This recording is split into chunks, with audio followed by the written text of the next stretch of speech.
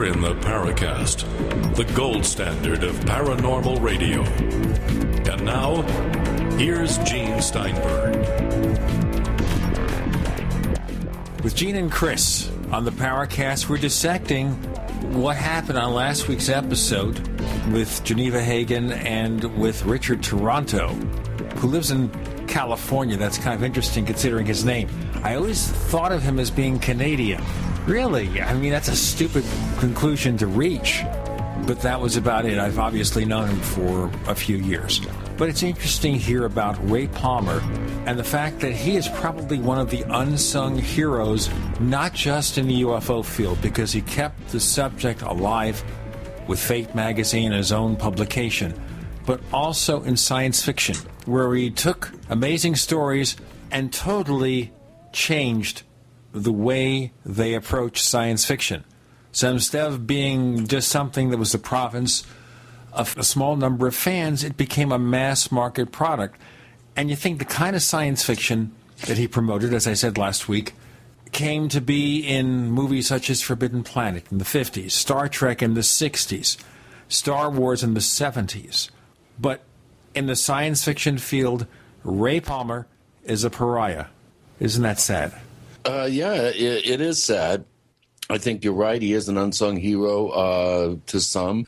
And he's also, I think we can vilify him a little bit for creating that downward momentum of the snowball going down the hill in terms of how people perceive what were then called flying saucers, and how that pop culture sort of veneer has slowly been building on the snowball as it goes down the hill. So in one sense, Ray Palmer kind of set the whole misperceptions of the phenomenon in the public's eye. I think he's set that momentum going. And in one sense, yeah, he popularized the whole connection between flying saucers and underground, dwellers and that sort of thing. But he propagated these memes that we're still fighting today. Well, certainly he did, however, voice a lot of interesting things about the UFO field, if you read what he said. And one of which, of course, is the so-called fact, this piece of information where he looks into certain things about a UFO case or any paranormal event, and if that thing is verified, the case must be true. But I think a lot of what he said about the fact was nonsense. I think he was playing games with people. Yeah, and we see that today with the twins that shall not be mentioned and others who mix fact with fiction and give equal weight to hoaxes and possibly true events and true visual evidence alike. So I think that this is really a major problem, trying to scientifically study these phenomena. And we're constantly battling this misperception in the public, this pop culture sort of front-loading, if you will, that all started back with Ray Palmer. And, you have to think about the people who follow Palmer. Like one of the columnists in his magazine had a column called Chasing the Flying Saucers. It was Gray Barker. So Gray Barker got some of his start in Ray Palmer's Flying Saucers magazine. Of course, Gray Barker had some great stuff that he reported on. He did a really good account of the Flatwoods Monster, for example, but he and Jim Moseley made up more than their share of hoaxes. Also, Tim Beckley took over that column when Gray Barker gave it up. So you have to think how many people got started in the UFO field, good or bad, because of Ray Palmer and his presence. Rest my case. Right. And so a few of us had the fun of meeting him. He was fun. I wish we could have spent hours talking with him because he was an original. He was a character. So was Richard Shaver. And as I said, Geneva and I figured out how to look at his rock books and see something there. Now, maybe it was our state of mind. A couple of young whippersnappers in our 20s. Maybe today, if we separately looked at those pictures, we wouldn't see anything. Something else mentioned on the show I thought that was worth attention, and that is the way that the human mind picks up and stores symbols. So if we don't have a frame of reference for something, we see something out there that doesn't fit with our knowledge or experience, there's no frame of reference, we attempt to interpret that in accordance with what we understand. Yeah. And I wonder to what extent that influences the UFO mystery.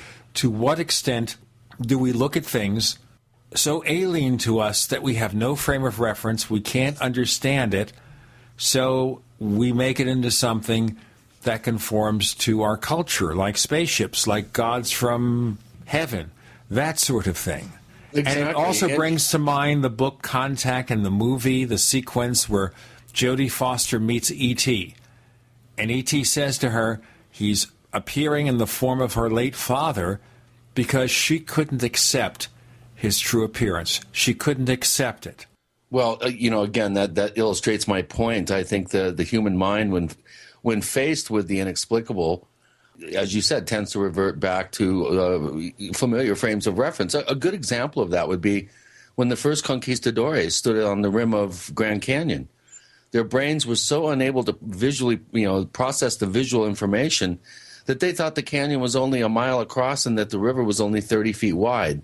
They literally could not grasp the vastness of what their eyes beheld. And I think the same holds true in the paranormal field. I think people tend to revert to primal symbols. They tend to revert to familiar frames of references. And that totally slews or slants their perceptions. And, when you talk about Ray Palmer and you talk about some of the early science fiction writers, they really set in motion and set in place some very, very strong symbols and images in our minds that still reverberate today. And we keep repeating the same old mistakes. I kind of rave about this in our weekly Paracast newsletter, and I never mention the newsletter. It's free, so I'll mention it. We're not making any money off it. You go to newsletter.theparacast.com, newsletter.theparacast.com. You'll be able to subscribe to the newsletter. You'll see some past issues, get an idea of what it's all about. And basically what it is 900 or 1,000 words of editorial. I write it. Chris has written for it. We even had a Stanton Friedman contribution way back when. And the rest just a schedule about upcoming episodes of the Paracast. Nothing special there. We're not selling very much. And I was pointing out here is that we continue to make the same mistake in the UFO field. We continue to look at the subject in the way it was observed back in 1950 by Major Donald Kehoe. Okay, E.T. is here. The government knows the truth. Let's have congressional hearings. Okay?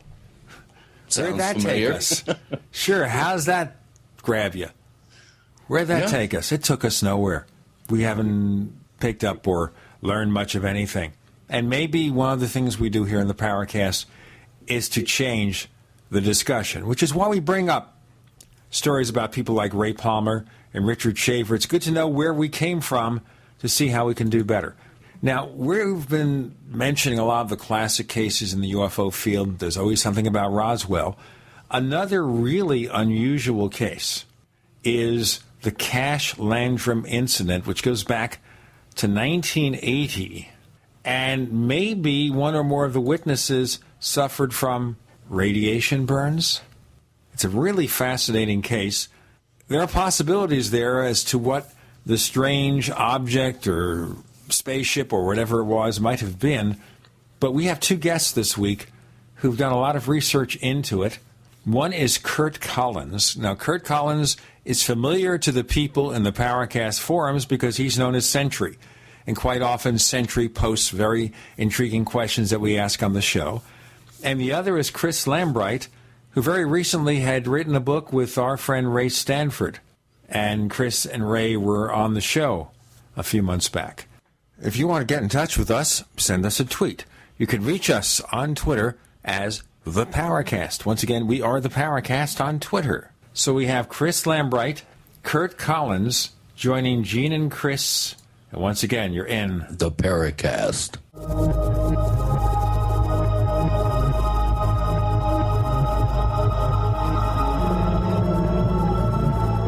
Attack of the Rockoids has been well received by critics and readers alike. It's a thrill-a-minute story you'll never forget. A former U.S. military intelligence officer is haunted by intense dreams about a beautiful woman pleading for his help after a terrible battle in outer space. But the dreams turn out to be true and thrust him into a telepathic love affair with a woman whose faraway planet is intent on destroying the Earth. And now the gripping tale continues in The Coming of the Protectors. It's the second book of the Rockoids trilogy, a galaxy-spanning adventure that pits our hapless heroes against powerful, fanatical enemies that threaten the lives of freedom-loving beings everywhere. Attack of the Rockoids and The Coming of the Protectors. Classic science fiction at its best, available now. For more details, visit rockoids.com. That's ROCKOIDS.com. Friends, this is Alex Jones for MidasResources.com. For more than 15 years, I have exclusively used Midas Resources for all my precious metal needs. Whether it's bullion or collectibles you're looking for, Midas Resources is simply the best. I own my gold as a hedge against inflation. This Federal Reserve fiat currency could go the way of the Deutschmark and the Weimar Republic anytime. In these historically dangerous times, it makes sense to physically hold gold and silver. Midas already has some of the best deals in the industry. But if you give them a call and mention the radio special, they will give you a list of the day's super specials. Midas brokers are standing by to answer all your questions at 800-686-2237. They also have a lot of informative free literature explaining the opportunities and risk of holding precious metals. They are ready to answer your questions at 800-686-2237. Again, that's 800-686-2237.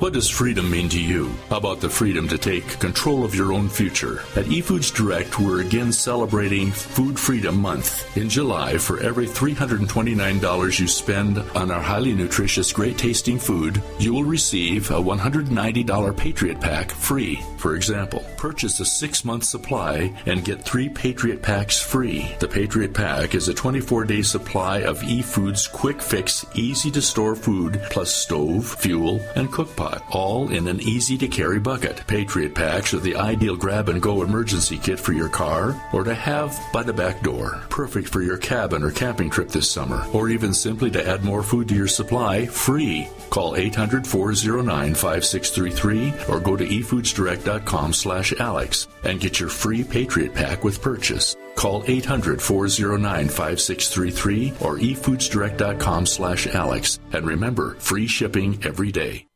Did you know that 50% of heart attacks are brought on by infections? Did you know that hospitals are breeding grounds for antibiotic-resistant bugs like MRSA? The environment is infected with parasites, and the mild winter means ticks with Lyme disease, mosquitoes with West Nile virus, and cold and flu viruses will be on the rise. Protect yourself with nature's natural anti-parasitic, antiviral, antifungal, antibiotic, Allison, the heart of garlic. Get concentrated protection with Ali-C and Ali-Ban from Affinity Health Products. 1 capsule of Ali-C equals 40 cloves of garlic or 100 garlic pills with no garlic breath. Ali-Ban has allicin in spray, liquid, and cream forms with 3 times more strength than leading brands and costs less. Go to ali-c.com, spelled ALLI-C.com, or call 855-ALLICIN. That's 855-255-4246. That's 855-255-4246. Protect yourself with Ali-C and Ali-Ban from Affinity Health Products at ali-c.com. We'd like to hear from you. If you have a comment or question about the Paracast, send it to news@theparacast.com. That's news@theparacast.com. And don't forget to visit our famous Paracast community forums at forum.theparacast.com.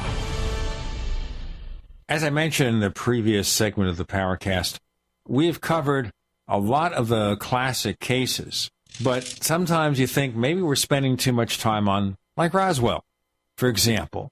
Well, there's another case which is called by some a close encounter of the second kind because it caused physical effects. It's the Cash-Landrum incident from 1980. And the reason I thought about setting up this episode is because there's been a very active discussion area or thread on the Paracast forums at forum.theparacast.com where people have been talking about Cash-Landrum. So now we talk about an old dear friend of mine who passed on last year, Jim Mosley. In the final years of his Saucer Smear publication, he was busy reporting about cases that aren't getting a lot of attention, like the Cash-Landrum case in 1980. And one of the people that he dealt with in putting information together was one of our guests today, Curt Collins. You know him on the forums as Sentry. Our other guest, of course, is Chris Lambright, who's also done extensive research into Cash-Landrum. Curt, welcome to the Paracast. So did you ever expect, being a forum poster, that we'd actually ask you to be on the line and on the show? No, quite a surprise, and it's an honor, and I'll try not to trip over my tongue too much. Well, only Chris and I do that. Okay. Well, Gene, you're the polished professional. Listen, even the polished professionals make mistakes. Walter Cronkite made mistakes, and that's the way it was, 400 years ago. Curt, you helped Jim Moseley research information about Cash-Landrum. How'd you get involved with that? Well, it stemmed out of a friendship. I was a saucer smear reader and was pestering him all the time with questions, writing letters, and I offered, knowing that he didn't have access to a computer, to research some different things for him. And the first thing he asked me about in depth was the Cash-Landrum case. He was trying to get a hold of a lead.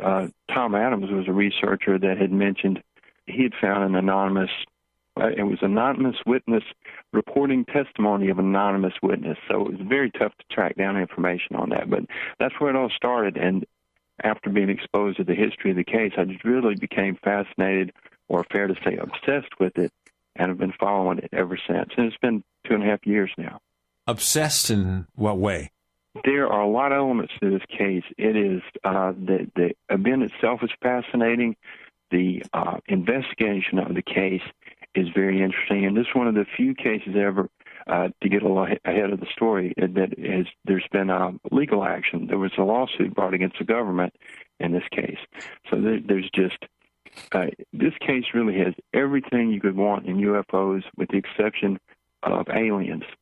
At least the witnesses, there wasn't abduction, and they didn't see aliens. But everything else is happening in this case: government cover-up, and you name it. Okay, let's start from the beginning. Can you give us a brief summary of the actual sighting? Yes, we have to introduce the characters first. We've got Betty Cash, who owned a restaurant. She was the driver of the car. Her friend and employee, Vicki Landrum, and Vicki Landrum's grandson, Colby, who she had custody of and lived with her. They were on an outing. We're going to play bingo. It was this was December 29th, 1980, and it was this was during the Christmas holidays. So they couldn't find a game. Decided to have dinner, and then on their way home about 9:00, started seeing a light move through the trees. So that caught their attention, and as they were driving from New Caney back home to Dayton, they were approaching the Huffman area, and this was a relatively deserted area, sparsely populated, a few houses and trailers and things, but basically just a wooded area. So they rounded this curve and entered this straight part of the highway, and they described it as if the sky had split open. There was this object, which they actually couldn't see that clearly. It was the flames coming down from the object and the brilliance of it. They said it looked like the sky had split open, and that it was such a impressive event visually that the ladies thought, Vicki Landrum in particular, thought this was a second coming. It was the end of the world.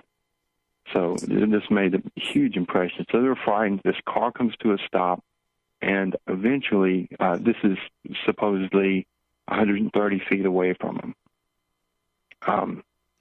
They get out of the car to take a look, and this is blindingly brilliant. The flames, and so Betty Cash is standing on the driver's side. Vicki Landrum's grandson is terrified. He's crying. She steps out to look at it, but he coaxes her back in, and he's pretty much terrified. So her main interest at that point is protecting him, consoling him, and she even tells him that this is that if a man comes out, it'll be Jesus to take them. This is just so powerful to them. So they're back inside calling for Betty to come back in, and we're not sure of exactly how long she's out, but it's possibly 5 minutes, somewhere in that range. So she gets back in the car, and when she touches the handle of the car, it's become hot from the presence of this object somehow, and she has to take the bottom of her leather coat to open the handle of the door. So they're sitting in there, and it's incredibly hot. The object has been spewing flames down. It's been rising and falling. Just clarify here, the flames. Is this coming from the underside or just surrounding it? It's coming from the underside, and they described it as making sounds like a flamethrower somewhat. It's unclear exactly what they heard, but there's been a roaring sound described, and also the craft made a beeping sound. But of those flames, it was a cone of fire similar to the exhaust of a space shuttle. However, it did not seem to propel the object. So that's mysterious. It doesn't. The other thing about it was, at this point, it moved off. It lifted up and moved off, but they described it as drifting off. And my description is lengthy, and we're only about a fourth of the way through the encounter. So I don't know if you want to stop here for some questions or. Well, I have some. This is Chris O'Brien here. We'll have to do a break in a moment, Chris. So just ask the question, okay, and Curt will answer in the other end. Curt, this is Chris O'Brien here. I was going to have you, when we come back from the break, go ahead and give a description of size of the craft, the shape, any sort of discernible, metal or any sort of details that they could see on it when we get back from the break. We have Curt Collins joining us. We have Chris Lambright. The topic of discussion is the Cash-Landrum case back in 1980. And as you see, it's just getting started.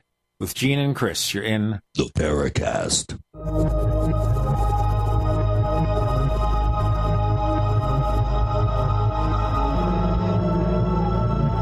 Are you tired of searching for great talk radio? Something more important. Search no more.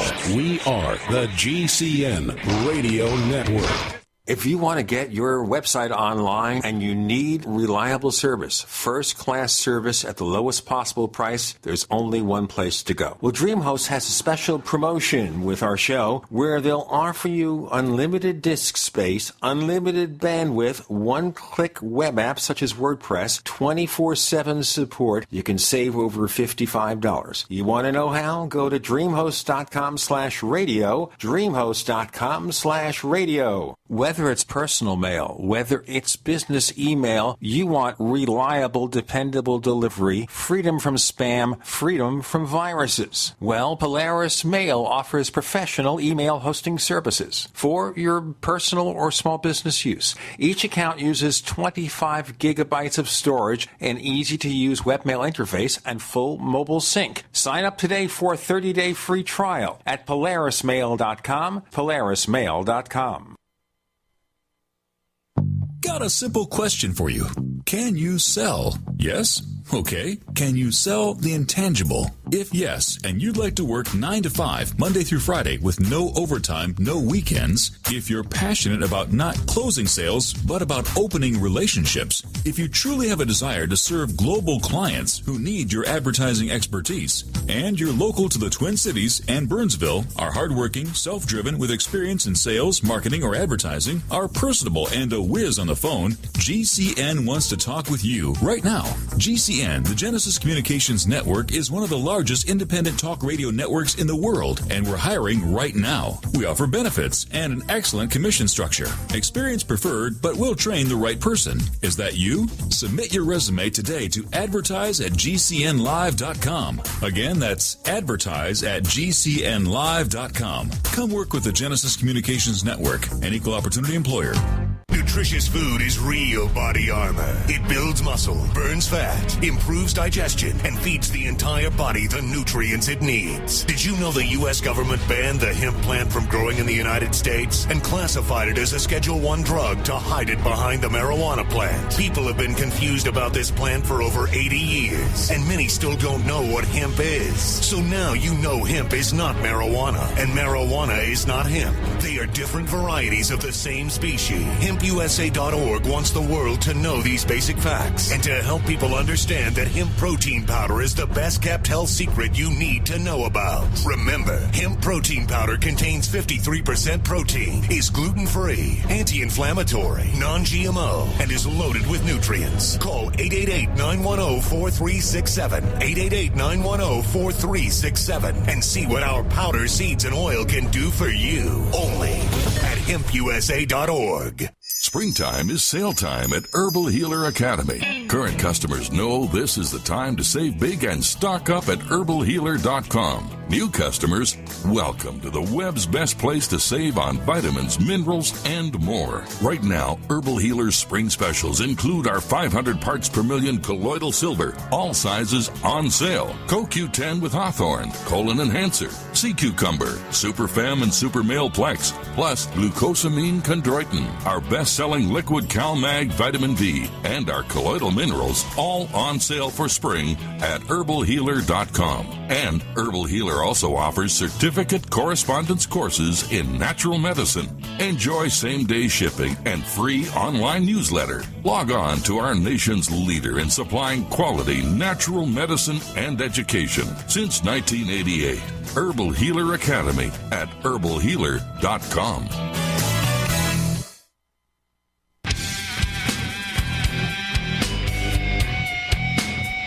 This is Kurt Southern, the author of UFO Mysteries, and you're listening to the Paracast. With Gene and Chris in the Paracast, we're talking about the 1980 Cash-Landrum UFO sighting. Curt Collins and Chris Lambright joining us. So Chris is asking a question or two to flesh out the description. Curt? This is a rich topic in itself, and we're going to talk with Chris Lambright at this a little bit more in a moment. What was initially reported in the newspapers, it was a large object, and in some instances, the women had difficulty describing what they saw. They didn't have a technical background. Vicki Landrum said that in the middle part of it was half a mile across, which is obviously too large, but I think she was trying to describe the brightness of it. And so there was some difficulty separating the illumination from the object. But it's said to have been about 80 feet tall and, we're not sure, 20 to 40 feet wide and about 80 feet up in the air. It was about treetop level, and it would come down 20 feet or so, and it was kind of bobbing up and down. And it was so bright. Betty Cash originally said she was unable to determine a shape to it. And only Colby Landrum, the boy who stayed in the car for the majority of the sighting, he was looking through the windshield of the car, and possibly the refraction gave him a better view, but he was the one that said it was specifically diamond-shaped. And, well, that's the description, and we'll come back to that later. But do you want me to continue with their journey? Sure, go ahead. Okay, from this point, it leaves, and Betty starts the car again. They drive down the road, and, they're relieved. It's over. And at this point, this is another confusing element. Colby, he was 7 years old at the time, said that he saw helicopters at this time. And at the next stop, they saw the object again, and they saw some lights in the sky. And initially, they couldn't tell that they were still so far off whether these were planes or helicopters. They stopped, and things moved closer to them, particularly one of the helicopters they were able to see, and it had two rotors on top, which were later identified as a Chinook CH-47 helicopter. Came so close that the roar of it verified them, and apparently they could see some details, but they were able to sketch that later. And when that moved off, they've stopped, I think, total 3 times. And at the place they initially reported was on the stop sign outside of Huffman close to the highway back to Dayton. And at that point, they counted 23 helicopters. And as they left, headed east to Dayton, they were able to see behind them the object and the helicopters for some time, and said that there were additional helicopters coming. So then on the drive home, they began to have symptoms, headaches, and we better stop there because that gets into another category of the medical injuries. This is the aftermath. Right. Okay, so let's wrap up the description of the case, the sighting, and then we'll go there. After that, it was pretty much just a drive home, and they said they could see it for some portion of the drive home. So, and I missed something about the flight characteristic. When the suggestion is that when they saw the light initially, this object was flying parallel to the ground, and it was only when it came down over the road that it was upright, like a spindle. And when it's been described as a diamond shape, this is like a diamond on a playing card, not like a diamond ring. So it was supposedly a rounded diamond. And then when it resumed flight, it seemed to, from a distance, it looked like a ball of light, and it had pitched over and probably regained that horizontal flight. Chris Lambright, anything you want to add to the description of the basic site before we go on? I think Kurt's got it right. The only thing that I would agree with that's confused a little bit, or that's confusing, is the exact dimensions. She described at one point it as about the size of the Dayton water tower. Nobody ever took a picture of the Dayton water tower that I know of. She did mention that, I think, in her interview at Bergstrom Air Force Base, but later on there's some indication that they're talking about the top of the tower. Using a little bit of deductive reasoning, when I drove down there and after speaking with, especially with Vicki Landrum at good length, the object came in over the treetops, but somehow was able to at least lower itself enough between the trees to avoid burning the trees up and kind of stay over the roadway, so to speak. So there was basically purpose in the way it was flying. If you get my connection here, it was showing a purpose and a caution in flying that way. This is Kurt. I'm not prepared to go that far. And I want to say, at this point, the witnesses never wanted to call this a UFO. And when they saw the helicopters, that made them think that this was a military project. And one interesting thing about it, so many UFO witnesses, even if it turns out later that they've seen the lights of a plane, so often attribute characteristics and behaviors to the UFO as if it's interacting with them. And these witnesses never seem to do that. If anything, they put that kind of behavior and connection on the flight of the helicopters. So that's, to me, it somehow is a detail that makes it seem all the more genuine. That they didn't want to say what this was. They didn't know. It was just an unknown. They reached no conclusions as to intent, motive, or even the origin. And it could have been, as you say, a test aircraft, and maybe that's something we should deal with as we progress. Oh, that's a very important element of the case. I'm going to let's get back to what Chris was describing in his visit, because I think this is very important. As the case, let me tell you a little bit about the way the case developed. I guess we need to continue chronologically with the injuries, and we're going to have to revisit elements of this because there's several important and controversial parts of this story. So the ladies go home.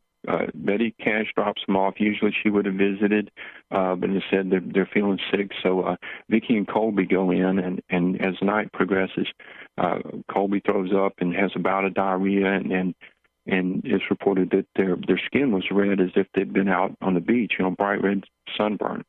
So that they're not feeling well. And then when Betty returns home, she had a friend and her kids had stayed over.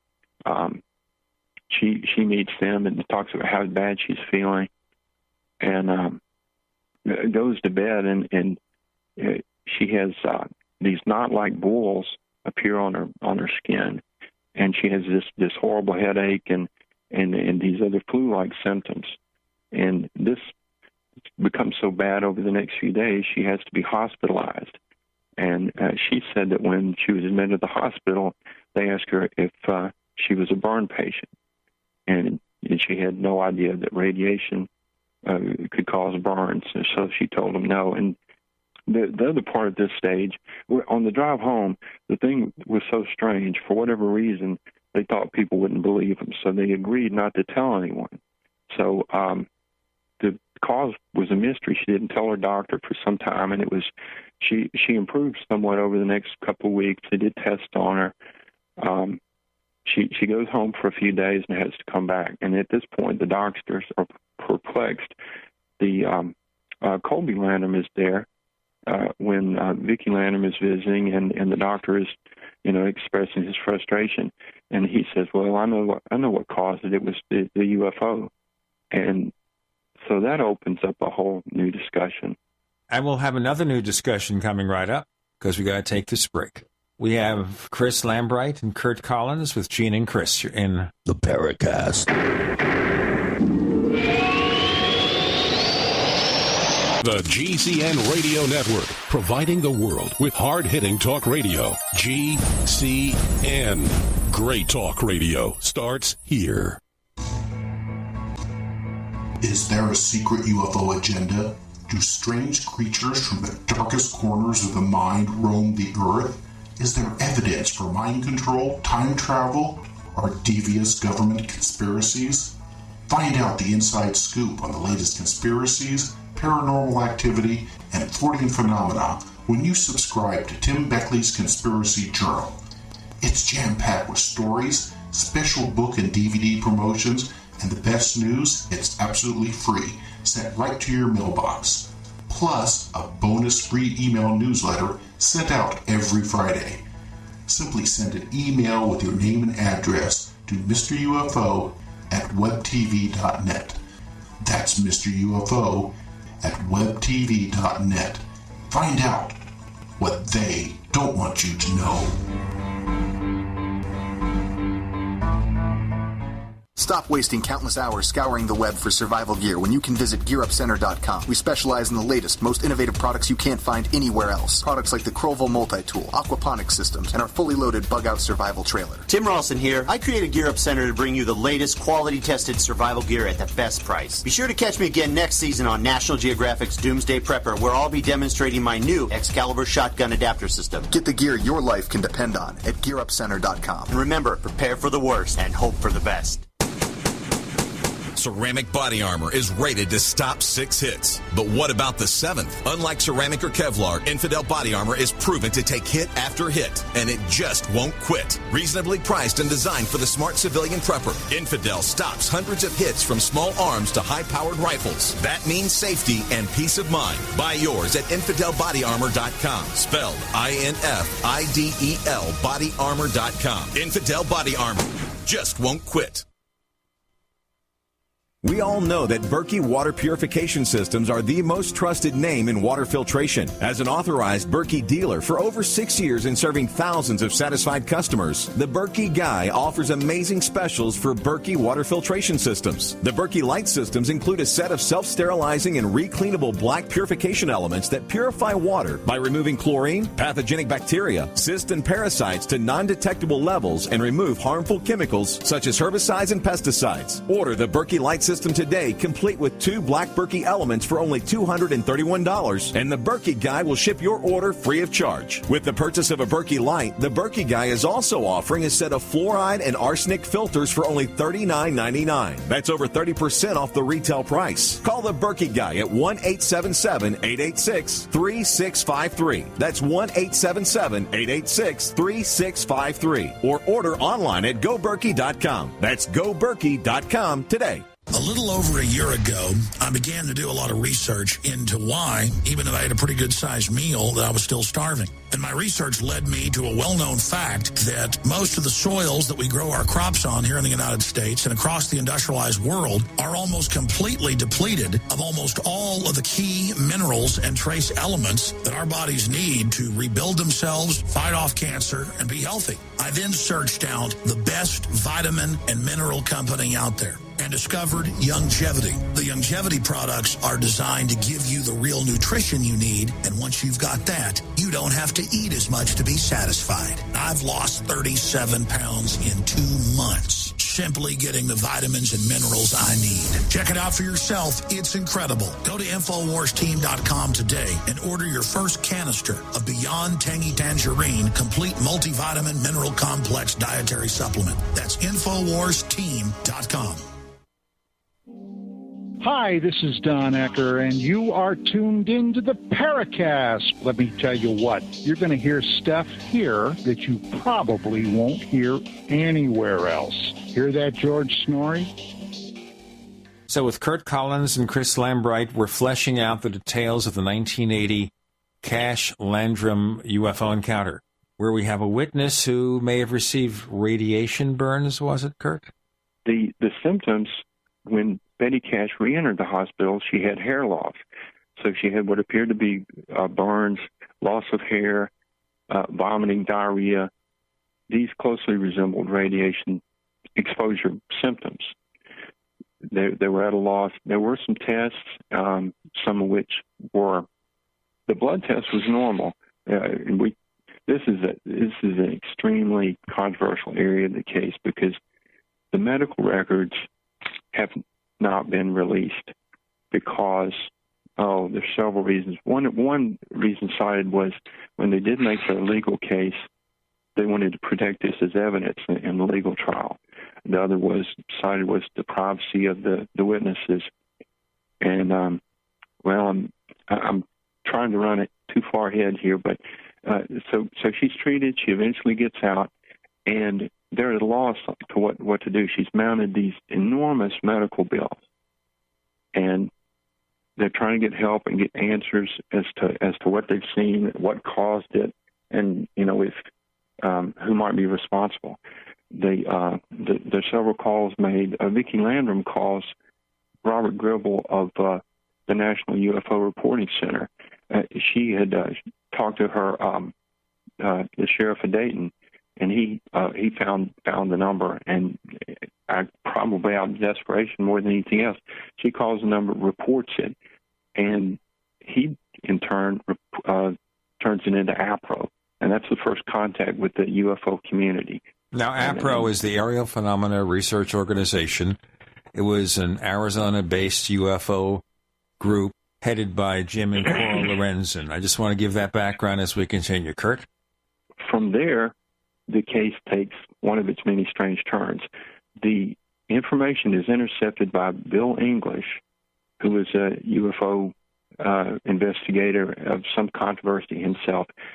In those days, the UFO organizations had a relationship with the tabloid press. There was a panel of experts on the National Enquirer. They reviewed cases. There was a bonus for best case of the year and this sort of thing. And also, the Enquirer would pay, the tabloid papers would pay tips for UFO cases. Well, he, for whatever reason, saw this as an opportunity and turned this into the Weekly World News, and they were the first ones to get a hold of the story. And it's unclear as to whether or not they sent a reporter or if this was secondhand, but there were photographs taken of the witnesses, and the hair loss of Betty Cash is clearly visible in the photos. I can just think as you talk, Curt, that a publication like that would say, burned by a hostile UFO or something. almost exactly what they said. Three burned by UFO, although the cover photo showed 3 celebrities from WKRP in Cincinnati, so you might think that they were the ones injured. So, strangely enough, although there was some sensational language, it seems to have been a fairly accurate coverage of the events. The story is still online if you look in Google Books. And all the major elements are there. Further details will reveal later, but the basics are all there. So, for a tabloid, really good coverage on the story. The problem being that it's in a tabloid, nobody takes it seriously. Exactly, and that's one of the puzzling things too, is that since there was a relationship between the UFO groups and the tabloids, were they compromising their credibility? But I guess that's an aside. That's not our crucial issue here.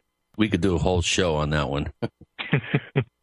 Don't forget, at the time, Bob Pratt was, I think, kind of leading the Inquirer's field investigations of the paranormal and UFO events. And up to that point, he had done some very, very good work around Dulce with the Gomez cattle mutilation cases and others. So even though the tabloids aren't well considered, at that time in the 70s into the early 80s, they actually did do some very serious reporting on these subjects. Chris, while you're talking, I want you to step in here, because part of the appeal and the mystery of this is the presence of the helicopters. And I know in your book, Secrets of Mysterious Valley, you discuss this at some length. So can you give us some background in the 70s about the helicopters that were appearing? Well, yeah, you mentioned Tom Adams. Tom was one of my early sort of mentors when I got involved in investigating cases in the San Luis Valley. And Tom had compiled, by 1993, he had put together over 200 really well-documented case reports of helicopters seen in and around cattle mutilation sites. So it was titled The Choppers and the Choppers. Like Ray Stanford, he had a strange sense when it came to book titles. But leaving that aside, I think what really has always puzzled me about this particular case is the claim of over 2 squadrons worth, or 23 Chinook helicopters. Now, I think, I'm not sure who it was. It may have been Tom Adams did some research into that, and he could find no evidence that indicated that any squadrons of Chinooks had joined together at on that night for any sort of maneuvers. And there's been quite a bit of controversy over the years of A, whether the number that cited by the witnesses was accurate, and B, whether there was some sort of secret maneuvers going on that the military did not fess up on. Either of you guys have any comments about that particular aspect of the case? I can tell you one thing that has puzzled me for years. And actually, when I was reviewing the information for this case, I found a reply that I got from the Army. I looked into, because the only place anywhere nearby that close enough to get there in time was Fort Hood. Fort Hood, apparently the Army was the only one that was known to use the double rotor Chinooks. But of course, there seemed to be a lack of any information about flights that, the time of year Philip Klass made the big argument that you couldn't get them out. But I wrote to Fort Hood, and in the reply that I got was the statement that they had a flight of helicopters that evening that came in, and this is in quotes, for effect. No explanation what that means, although to me, that means there were some helicopters flying that night that came in for whatever this term for effect was. The reply that I found after I wrote them again, and I had asked the next person on the FOIA receiving end what exactly for effect means, and she simply wrote back and said, we don't have any explanation for what the term for effect means. And I could never get any more out of it. So basically, Chris, they use words that they don't understand in terms of meaning. They just invent the words. They just pull them out of whole cloth. Yeah, but what I got out of it was, wait a minute, they just acknowledged that they had helicopters that were flying around that night, and they acknowledged that the helicopters that were flying, because when I wrote, I specifically would have written about Chinooks flying around that evening, and Fort Hood being the only place that had, I think there were 24 in their flight or squadron or whatever they called it. And for them to write me back and say they had a flight that came in that evening for effect, a very obscure, innocuous term, and I could never get any more. How far away is Fort Hood from the Cash-Landrum site? As the crow flies, I think we estimated you might be able to get there 45 minutes to an hour. My belief is always that for it to arrive at the time the ladies were there, they had to be flying already. They had to be somewhere in transit or something else, somewhere else to have arrived right at the moment when this thing came down where it did. And apparently those weren't the only helicopters, because even I was watching a little bit of a videotape interview I did with Vicki, and she mentions as well that there were other single rotor helicopters. They weren't small ones, whether they were the Huey variety or something larger like the Navy might fly. But at one point when they were closer to home, apparently there were still some other helicopters coming in from the east. And in the video, she was a little reluctant to mention some of the information that they were onto, but she kept making this comment about a place called Morgan City, which I think is Morgan City, Louisiana. I've never been able to know what it was, and you can see on the tape she kind of smiles and mentions Morgan City and won't say any more. So they apparently had some suspicions that there were other places that there may have been helicopters, but she was adamant that besides the Chinooks that were already around the object right after they had kind of moved on down the road, there were still some others that had been coming in from the Dayton side, or the east side. Well, Curt mentioned something that the doctor asked when they wouldn't fess up of how they got the burns and what appeared to be radiation poisoning type symptoms.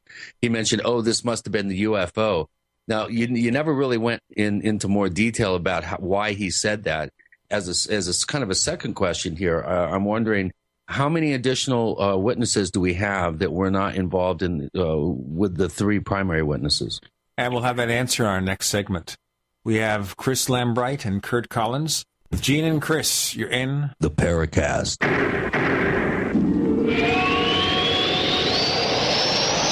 America's #1 source for independent talk radio for over a decade.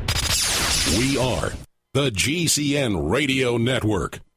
Hi, this is Ted Anderson. If you'd like to listen to GCN programs on the go, I have great news. GCN has created a Droid and iPhone application, and it's free. Just as easy as going to GCNlive.com, click on the banner, and download. Before you know it, you'll be listening to your favorite hard-hitting GCN shows, live or on demand, right on your Droid or iPhone, 24/7 and on the go. So download the Droid and iPhone app free by clicking on the banner at GCNlive.com. Thanks again for listening to GCNlive.com. Again, that's GCNlive.com. Hi, this is Ted Anderson. Have you ever wondered why banks, stockbrokers, investment advisors won't talk about gold IRAs? They've been available since 1986, yet the financial industry won't recognize the value of gold for your retirement. Gold has outperformed paper investments, yet no word about IRAs. If you would like to have gold for your retirement, call 800-686-2237. Don't get left behind by rising inflation and low returns. Call 800-686-2237. Secure your future and call 1-800-686-2237. Can Heart and Body Extract help with other ailments besides heart conditions, high blood pressure, clogged arteries, or unbalanced cholesterol? It did for Karen. I've been using Heart and Body Extract for approximately 2 weeks. I've had an earwax buildup problem for many years, with over-the-counter stuff not working at all. I had very poor hearing due to this earwax buildup. Well, after 2 weeks of taking Heart and Body Extract, my earwax buildup almost completely cleared up. Could this be the effect of better body circulation? Heart and Body Extract is an effective 100% organic nutritional supplement specially formulated to allow your body to heal itself. My hearing is almost completely back to normal. I'm amazed. Order by calling 866-295-5305 or online at hbextract.com. That's 866-295-5305 or hbextract.com. Heart and Body Extract for long and healthy life.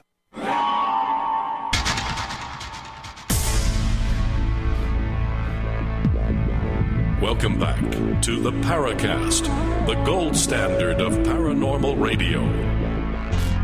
And now, here's Gene Steinberg.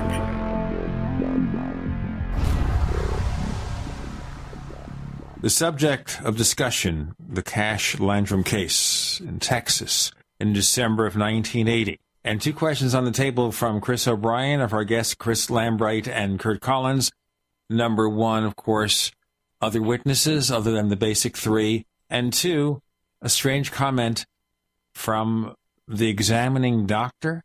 Well, first of all, I want to say that I've blown to telling the story chronologically so bad, and I hope anyone that has any interest in UFOs at all will do some reading on this case, because it's there's so many things that we're going to skip over and just can't cover in detail. But as far as the doctor, that's a very interesting part, because that was a cardiologist, Dr. V.B. Shenoy. When he hears about the UFO, he discusses it with his other colleagues, and there's a Dr. Howard Sussman. He happens to be a UFO researcher himself. He's a member of APRO and probably some other UFO organizations. He's familiar with the lore. He knows that there have been stories of UFO burns apparently producing radiation and causing similar problems. So he gives the doctors some ideas that this could be the cause, and he also talks to a friend and colleague he has in the Houston area, John F. Schuessler. That's when John Schuessler, who is an engineer for McDonnell Douglas, a contractor working at NASA's Johnson Space Center. So this is he's a deputy director of MUFON, the Mutual UFO Network, which was I guess you mentioned, we were talking about APRO earlier. APRO apparently had a separation of ranks, and there was a disagreement over policy. And that's the way the UFO field is, by the way. These organizations have policy disagreements, and they split apart, and they create new organizations. That was MUFON. So John Schuessler was very active in that, and he, at some point, he receives word separately from APRO about this case, because they're unable, due to the distance involved, to track the case down. He lives in Houston, which is just a short distance away from things happen. This is in his backyard, so he begins investigating the case. We're going to come back to that now. What was our other question? I forgot.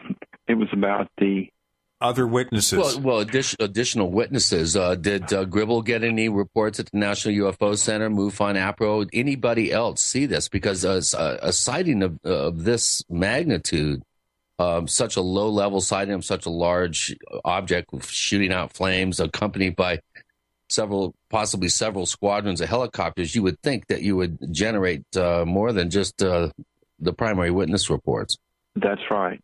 In that Weekly World News story, there were 3 witnesses who were quoted and then seemed to disappear from the UFO record. It was Nellie Zedek, her son John, and his wife Toni. They saw a diamond-shaped bright object, but no helicopters. And unfortunately, there's no other detailed report on them. And as far as I know, nothing else. After the story broke, there were, I'm trying to quote here, there were pleas in the media for additional witnesses. And that's troublesome to me, because that almost seems like they're saying, please help the victims of this accident. Won't you come forward? They were recruiting, you could say, witnesses. And they did receive a response. But this sighting occurred close to the international airport there at Houston, about 15 miles away from it. And if you would think things could be seen from there, but apparently there's no record of radar seeing the event or the helicopters. But three counties there that potentially to draw from, and no one independently reported it. But afterwards, there was a policeman who said that he saw something later the same night. But he saw only helicopters, and 9 to 12 maybe. They described similar models, and they were searching the fields for something. Other people said that they saw them, but there was not an exact match for the UFO. One report said that he saw a UFO the size of a football field. I think it was rectangular, and he saw aliens inside with Roman noses. And it seemed so fantastic and so unlike what they had reported. You just have to wonder if that wasn't more origin of fantasy. But there was one good one, though. But again, it was a different UFO. It was a triangular-shaped object. This was Jerry McDonald. He saw the UFO about, I think his was maybe closer to 8 in the evening, and their sighting was at 9. And he saw it flying over the city of Dayton. He saw a triangular UFO with several lights on it. And when he first looked up, he thought it was the Goodyear blimp, which Houston did have a Goodyear blimp flying at the time, but not that night. And so there were some UFO reports. There were some helicopter reports, but no one saw helicopters and UFOs. Chris Lambright, you want to expand on that before we go on? Well, he's absolutely correct. I mean, that's the good thing about someone like Curt, who's been really focusing on this for the last 2 years, is he's fresh on many of the details, if not most of them. What he described about the police officer who said he saw the helicopters and the other witnesses, in particular, the triangular shape, is absolutely correct. But even Vicky made clear that they didn't have anybody who saw the helicopters and the UFOs themselves. The only aspect of the triangular part of it that I'm on the fence about, as far as potentially being correct, is because one of the things that I realized in doing the illustration I did was, depending on how dark it was that night, and if there was, let's say, the flame was coming out of only one end and reflecting just off of one end of a diamond-shaped object, you might, depending on the distance, really only notice that end, which would potentially leave it looking kind of triangular. The other side would basically be pitch black. You wouldn't even see it. I mean, that's hypothetical or a conjecture, but no, Kurt's doing a bang-up job of the details. I was going to say, at this point in the story, the UFO investigation really began. John Schuessler led a team called Project Visit, and it was mostly his colleagues there at the Johnson Space Center. These were engineers. These were guys that should be building UFOs and spacecraft. They were. Most of them were involved in the space shuttle program, which, by the way, remember, this is 1980. It was just right during that same time that the space shuttle first launched. So there were a lot of space developments, so these guys were probably pretty busy in their day jobs, which is kind of interesting. But so on their evenings and weekends, they were looking into this case. John Schuessler met Betty Cash. He saw her injuries. He took photographs of her hair loss. She told him the story, and he, when he first talked to her on the phone, he was concerned, because he didn't put two and two together. This was the woman that his friend, Dr. Sussman, had talked about. But, eventually he makes a connection. She's still weak from her problems, medical problems. And he examines the car with a Geiger counter and apparently doesn't show anything. I think he's got a compass, and it doesn't show magnetic effects. But one strange thing was, and one of the many details I've overlooked, was that exactly when this happened during the sighting, we're not sure, but Vicky Landrum reached forward, and the heat had caused the dashboard to be so soft, the fingerprints, or not fingerprints, but the impression of her fingers were molded into the dashboard. And remember, this is Houston. The summers get very hot there. Cars are built to withstand this normal heat. So this is one strange thing. Whether it's an anomaly, can't say. But that was one detail of the case. The ladies in particular, it impressed them, because that was a lasting, visible reminder of the encounter. This is the Cash-Landrum encounter. We're talking about it on our show this week with Curt Collins and Chris Lambright. With Gene and Chris, you're in the Paracast.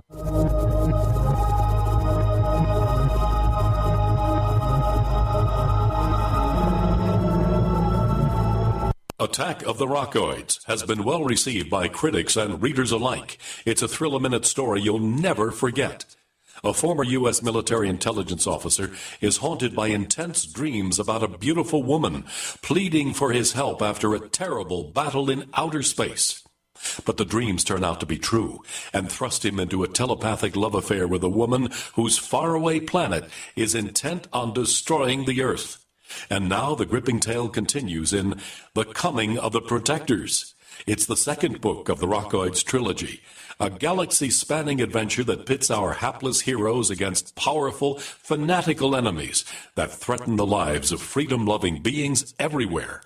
Attack of the Rockoids and The Coming of the Protectors, classic science fiction at its best, available now. For more details, visit rockoids.com. That's ROCKOIDS.com.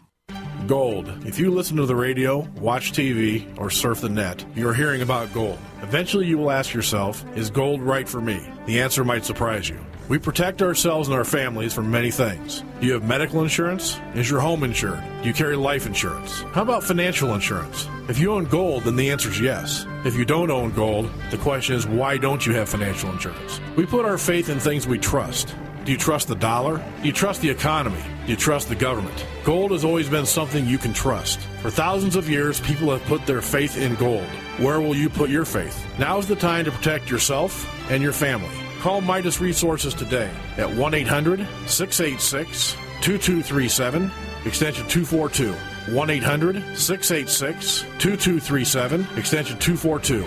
And ask for Jim Parker. Let me help you get started today. 1-800-686-2237, extension 242. If you owe the IRS back taxes, listen carefully. Sweeping changes to IRS policies will help more people than ever eliminate their tax debts once and for all. And now I can help you reduce or eliminate your tax debts and end your tax nightmare. Hi, I'm Dan Pilla. I've helped thousands of people reduce and eliminate tax debts they couldn't pay, and after more than 30 years of experience dealing with the IRS, I can tell you there's no such thing as a hopeless tax case. And with the IRS's new policies, it's easier than ever to put your tax debt behind you once and for all. Call now at 800-346-6829 to learn how I can help you. You know your IRS debt will not go away by itself, but you don't have to live in fear anymore. Call 800-346-6829. Learn how I can help you eliminate wage and bank levies, release tax liens, and negotiate a settlement with the IRS that will put your tax nightmare behind you forever. Call 800-34-NO-TAX or go to taxhelponline.com. That's taxhelponline.com. Digestive health is the key to wellness and elimination of toxins. That bears repeating. Digestive health is the key to wellness and elimination of toxins. And Pro EM1 Daily Probiotic Cleanse is the key to digestive health. Pro EM1 is a powerful liquid probiotic, strong enough to cleanse, gentle enough to use every day. Pro EM1 is dairy, wheat, and soy free, contains all natural and certified organic ingredients, contains no preservatives or animal products, supports a healthy digestive and immune system, supports weight loss, improves absorption of food nutrients, aids in controlling yeast infections, is never freeze-dried, and uses 3 groups of live, viable, beneficial microbes to cleanse and remove toxins. Order Pro EM1 Daily Probiotic Cleanse at Terraganics.com, spelled Terraganix.com, Terraganics.com, or call toll-free 866-369-3678. That's 866-369-3678. Pro EM1, the raw probiotic. We'd like to hear from you. If you have a comment or question about the Paracast, send it to news@theparacast.com. That's news@theparacast.com. And don't forget to visit our famous Paracast community forums at forum.theparacast.com. Our guests are Chris Lambright and Curt Collins, both of whom have done extensive investigations into the Cash-Landrum case. So, when I'm thinking of the scene of embedding handprints or anything into a car, it's almost like the scene in Man of Steel, the new Superman reboot, where the kids in school are taunting Clark Kent, who's afraid to fight back because he's Superman. He's the young Superman. And he puts his hand on this fence, this metal fence. You can see where he's just embedded it because of his strength. I don't know if the impression was that strong, but nevertheless, it was still there years later. And Betty Cash owned that car for years. And getting back to the car, neither of these ladies were wealthy, so she couldn't afford to say, "Hey, here, take my car and examine it." She had to drive it. So that's one of the bad things, is that maybe the examination of the car, if it were treated as evidence, that it would have yielded something. Nobody took a Geiger counter to that car to see what's going on. Yeah, John Schuster did. But that was the extent of it. There were no further tests that we know of. I think there was. I have read that there was a piece of plastic on the dashboard that he examined, but apparently nothing was found because nothing was ever published about that. So basically, the car itself, there were no, at least on the surface, symptoms of anything really weird other than this. Some, but not extraordinary. Betty claimed that the car ran roughly after the encounter.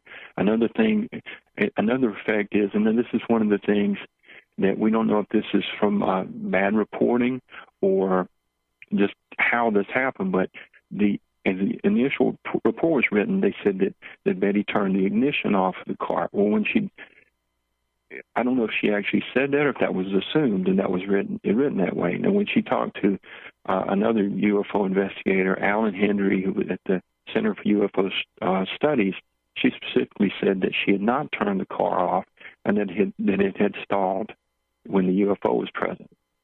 And if you remember the scene in Close Encounters where the UFO stops the car, that's based on other UFO cases, and that's been reported before.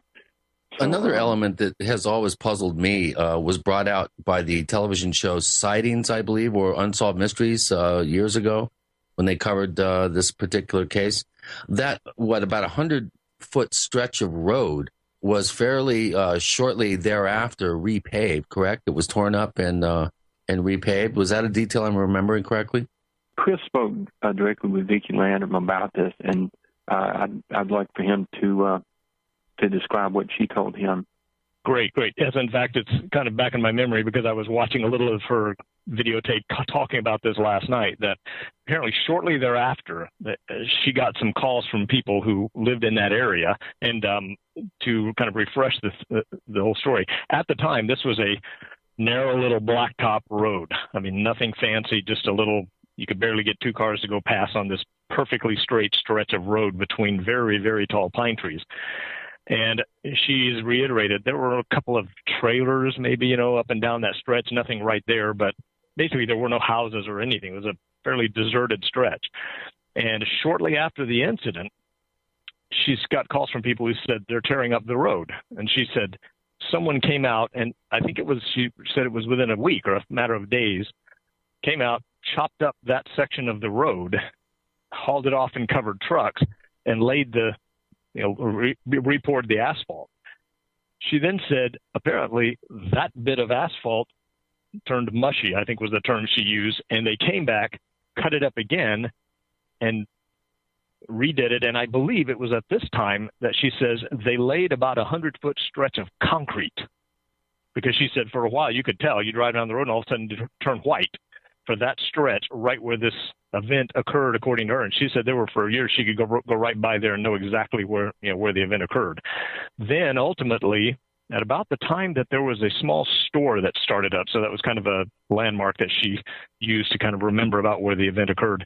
About that time, they came back and apparently then just re-blacktopped the entire stretch. So apparently the concrete was not obvious any longer. Apparently right after, within a matter of days or a week or so after the event, somebody came in trucks, covered trucks, chopped up that part of the road, hauled it off, and subsequently went back, hauled off what they had done, redid it again, and poured concrete over that stretch, and then a third time blacktopped the whole thing. So by the time I was down there in 1985, it was a very nice, smooth, well-done road, nice white lines on both sides, the whole 9 yards. But yes, it was very clear to her, and one of the points she made very obvious, that somebody came in pretty quickly after the event and cut up that part of the road where the event occurred.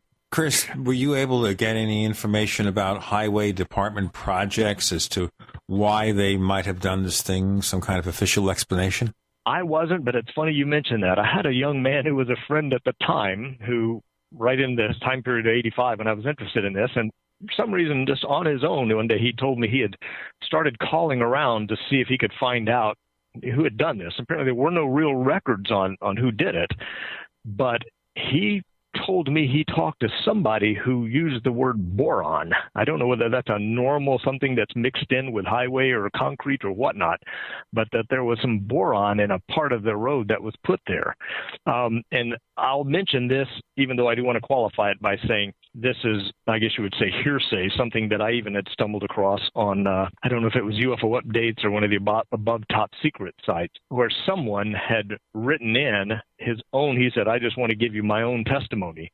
You can find it if you look for it, and I don't know any more than that, but when I read it, my gut instinct was, it sounds extremely believable.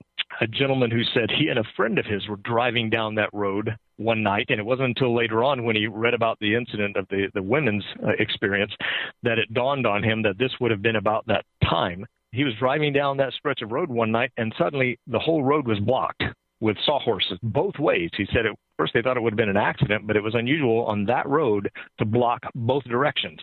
And he said there was a crew out there with a backhoe digging up the road. They could smell the smell of creosote asphalt, and they just had a light in the trees. Nothing, the men working were not marked in, anything like a road course. Who would be doing road construction in the middle of the night? That was the point. It was in the middle of the night, and they had both directions, both lanes blocked, and they had to turn around and go back the other direction. But apparently he remembered that after reading about the Cash-Landrum case as something that he thought was very unusual. Why in the middle of the night? Why with a construction crew but he was just giving his own testimony. So if he was available to be for anybody to talk to him, if someone could find out who he was, it would be really interesting to know if he could, and his friend would both verify that. I have another question here real quick. John Schuessler, was a top scientist, and I've known John for many years. He's retired now, but I'm wondering if he made any effort to go out and actually do radiation readings at the site and possibly test some of the trees that were obviously, if you're going to be, heating up an environment, you're going to have some sort of effect shown in the foliage of the trees and grasses and that sort of thing. Do you know of anybody that did any sort of field site investigation of the Cash-Landrum case? We'll have that answer in our next segment with Chris Lambright and Curt Collins joining Gene and Chris. You're in the Paracast. Are you tired of searching for great talk radio? Something more important. Search no more. We are the GCN Radio Network. Graphic Converter is the image manipulation tool for the rest of us. It does not use any database. You get full control of all your files. Want to view the images of a folder? Drag it into Graphic Converter, and a powerful browser opens up to show your image files. You could use it for slideshows. You could use it to import images from digital cameras or from scanners. Need to do some image editing? You can do that too in Graphic Converter. Also print catalogs. Convert from so many formats I can't even list them. Download now to see if Graphic Converter is good for you, like 1.5 million other users. Guess what? You could save money when you buy Graphic Converter. Use the coupon code NIGHTOWL. Use the coupon code NIGHTOWL to get a special price for Graphic Converter. Go to lemkesoft.com. That's LEMKE soft.com. lemkesoft.com. LEMKE soft.com. What's safer and cheaper than prescription drugs? Glad you asked. The answer is Renovation Teas. Herbal remedies are much safer and much cheaper than prescription drugs. Taste great, and most importantly, herbal teas are effective and non-addictive. Renovation Tea is especially unique, and here's why. We spent years researching herbs and their beneficial properties. Renovation Teas uses only 100% organic, fair trade herbs. Our teas are blended towards specific ailments and health conditions, such as diabetes, blood pressure, anxiety, libido, detox, and much more. All Renovation Teas are formulated and hand-filled in Arkansas. Take care of yourself naturally, the way Mother Nature intended. Order Renovation Teas at renovationtea.com or call 870-784-3121. That's 870-784-3121. Renovation Teas. Renovate your health one bag at a time. Big business has discovered the preparedness market, and that makes it difficult to know where to go and who to trust. MyPatriotSupply.com is owned and operated by patriots just like you. Has the best prices on storable food, non-GMO seeds, water filtration devices, home canning equipment, survival and self-reliance books, and more. MyPatriotSupply.com has old-fashioned values and the absolute best customer service in the industry. Look for the deal of the day. Unique, affordable survival supplies that fit anyone's budget. Get same-day shipping on all orders and free shipping on orders over $49. Call 866-229-0927. 866-229-0927. Or visit MyPatriotSupply.com for emergency preparedness, self-reliance, and food independence. Shop with a name you know and a name you can trust. Before it's time to survive, it's time to prepare. MyPatriotSupply.com. UtopiaSilver.com believes, as the Declaration of Independence states, that our rights come from God, not from government. The only lawful purpose of any government is to protect and secure the rights of the people, and no man or government has the authority to take what has been given to us by God. Among these rights are life, liberty, property, and the pursuit of happiness. And America's government has ceased to be the protector of liberty and of the people's God-given rights. But we, the people, can return America to greatness if we are willing to stand up and reassert our stolen rights. We ask that you join Utopia Silver in changing America's course in history. To save on healthcare and improve your health, call Utopia Silver at 888-213-4338. For a limited time, new customers will receive 50% off all colloidal silver and colloidal gold supplements. Visit us today at utopiasilver.com. That's UTOPIA Silver, utopiasilver.com. Or call 888-213-4338. That's 888-213-4338.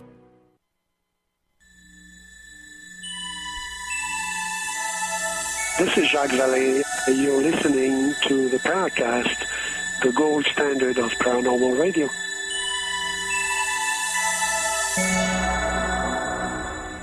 With two Chris's, I remember the last time we had the situation, Mr. O'Brien, we gave you a different name. We'll call you Trickster today, okay?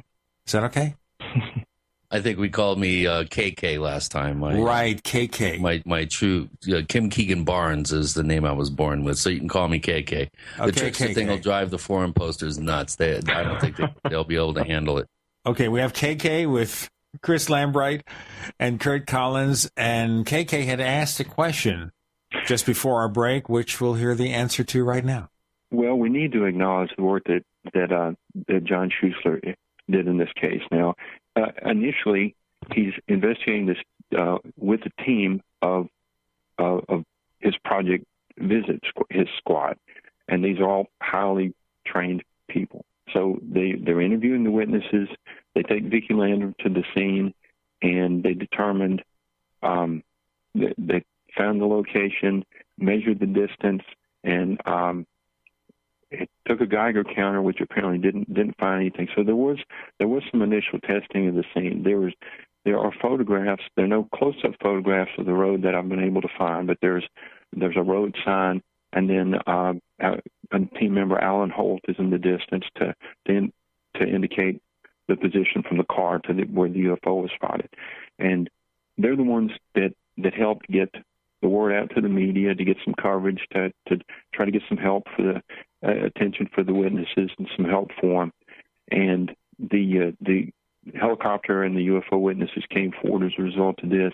One of the key things at this point was that through his network of contacts in MUFON, John Schuessler sent a copy of the medical records that were available to Dr. Peter Rank, who is a MUFON member, and he's a radiologist at, I think it was the University of Wisconsin. Without examining the witnesses, looking only at the photographs and medical records, it was his opinion that they were exposed to radiation.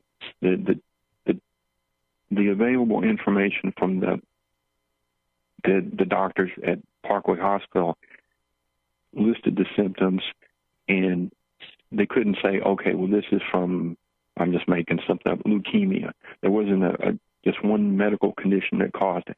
The problem with the radiation was, if it was ionizing radiation, like from a nuclear weapon or, shielding that was bad, to cause the symptoms, it should have instantly killed them or shortly thereafter. some of the symptoms, like Vicki Landrum had eye problems. Well, I think they all did to some extent as a result of either the bright light or the radiation. That was more characteristic of something else, and some of the characteristics reflected what would have been caused by microwave radiation. So there was no easy answer for what caused their problem, and it was almost as if you had to have some multi-radiation emitting source. So that was quite puzzling. And with the controversy that developed was, since those medical records weren't released, it couldn't be proved that there was a one-for-one correlation between the injuries and the UFO sighting. I'll tell you something that I thought was really nicely coincidental, or at least unusual, is about 6 months before this event, in the May of 1980 MUFON Journal, was an article written by Richard Nimsow and John Schuster called Evaluation of Medical Injuries Resulting from UFO Close Encounters. And in the first paragraph, they almost cite line by line the exact symptoms that these ladies experienced, starting with nausea, vomiting, headache, blindness, perception of odors. Then they go into more chronic effects, skin lesions, pathology through unknown mechanisms, skin lesions which previously were described as burns produced by ionizing radiation, do not compare clinically as we know it, on and on and on. A very short article, but I thought, well, it was mighty timely that about 6 months later, or whenever he found out about it, that a case came up that exhibited almost exactly what they were citing. I don't want to be too skeptical, but it's almost as if they were waiting for this to happen. You know, I'm interested here in the other possibility that I raised earlier. I mean, it sounds like a pretty strange aircraft when you hear the description. But is there any possibility at all, and either of you can answer this or both of you separately, or together in unison, any possibility this was a test aircraft of some kind? Yes. Yes, but we're not going to go there directly. There's some things we have to say about the investigation. John Schuster took information from the witnesses, descriptions. Vicki was even hypnotized, and so all the details didn't come out at once. And one of the things Colby had done was he attempted to draw the scene. Now, he wasn't much of an artist, but he and there's parts of this I really need to let Chris tell, but he developed a picture of the UFO. In a description, he said that the center of it was ringed with blue lights and that the craft was glowing. And now's the time in the story, and we're going to come back to the secret craft, where Chris describes how he was attempting to do an accurate painting of the UFO. Well, yeah, actually, at the time that, I don't know if any of you have seen this painting I did of the Socorro object, back in the day, I had hoped to do a number of them. This was when I was an investigator for the Center for UFO Studies, and I'd even talked to Dr. Hynek about this. But the point was getting the exact description so that I wasn't misleading anyone made this thing it was going to take too much time. But the third one that I had worked on was the Cash-Landrum object, and when I went down to talk to Vicki, I actually brought my initial workup with me and showed it to her to just get an idea from her whether she thought it was about the right shape or whatnot. And one of the immediate things she mentioned was there were no blue lights around the middle of it, which threw me for a loop. And I asked her, I said, well, wait a minute. A lot of this information I've gotten from the articles and the illustrations that John had produced. And she didn't know where. I said, well, John's one of the articles that he's published, I think his wife or daughter had done an illustration of it and, had these blue lights on it. And Vicki was the one who first mentioned, wait a minute, he must have got that from Colby's Lambright board.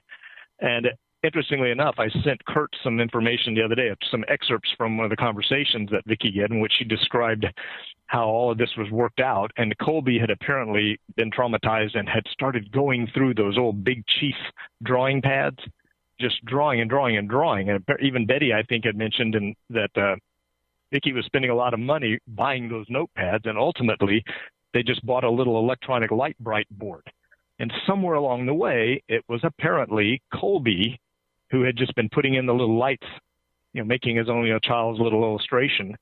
Apparently, according to the ladies, that had been what John kind of based his illustrations on to present this idea of this glowing object with what obviously definitely looked like something out of the movie Close Encounters, these little blue lights around the middle, when in fact, as Vicky told me, if the thing was very, very dark, and if it hadn't been for the flames, they may have just driven right under it, not even seen it. So the illustrations that are accompanying the articles, and even if you go back to, I guess, in mid-1981, that soon after the event, this picture's already being presented of an object that's not at all what other than the diamond shaped and the flames, the object was not glowing from any information I've been able to find, and that Curt can maybe tell you differently, but everything seems to be that the light, the flames, were the only real source of light. There was no other markings or any lights or anything on the object. See, this is remarkable to me because there are two major characteristics of the UFO that are blown somehow by the chief investigator. So it's, I don't know if you remember in the Beltway sniper case, someone said that they were spotted a white van, and the whole concentration was chasing after this imaginary white van that had nothing whatsoever to do with the case. And in this instance, we're given this description of something that, with the blue lights, it sounds more like a spacecraft, and it's getting in the way of us finding what was actually there and what it might have been. I'll tell you what, we got to find out what this is going to be in a moment. We have Chris Lambright and Curt Collins with Gene and KK. You're in the Paracast.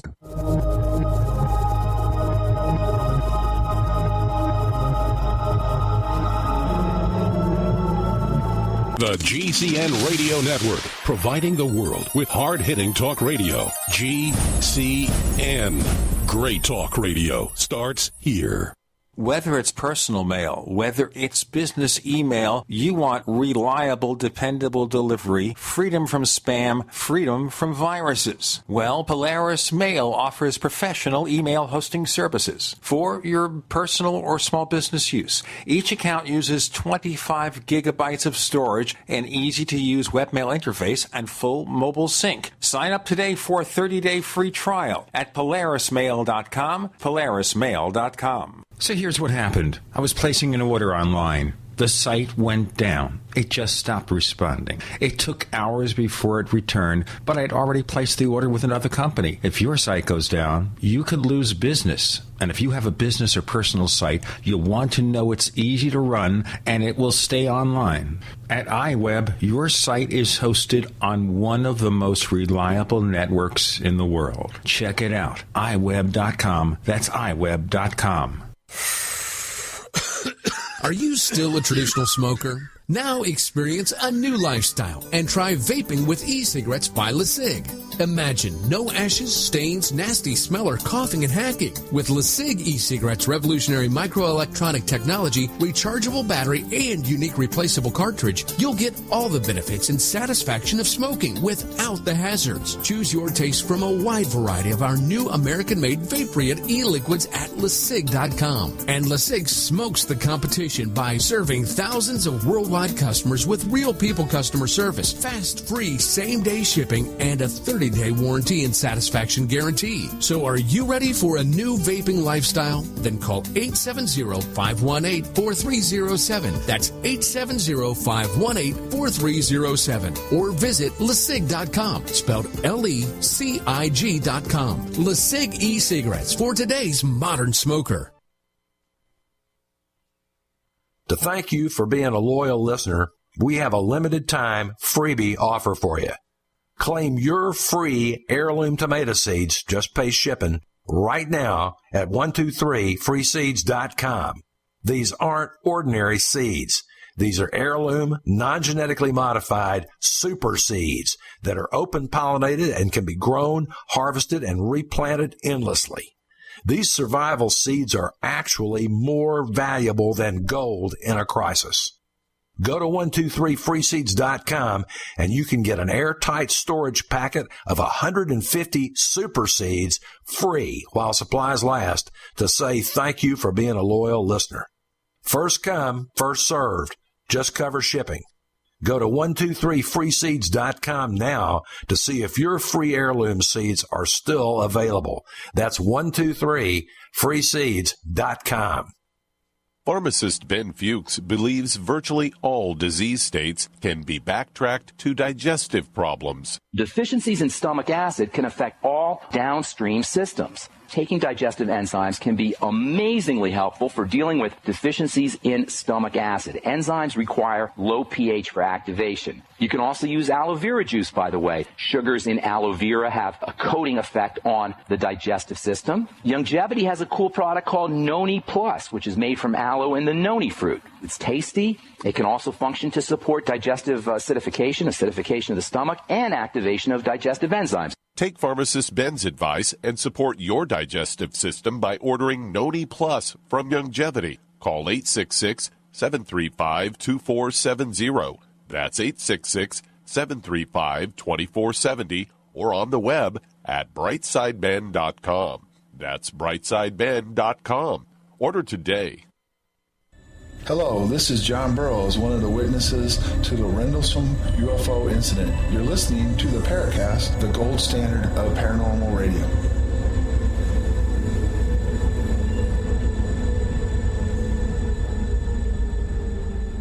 We might officially call this the Paracast with Gene Steinberg and KK. Just make it permanent. Confuse everybody out there. Curt Collins and Chris Lambright joining us. We're talking about the Cash-Landrum case. Guys, a lot more to cover, so let's go for it. Okay. We were talking about APRO earlier.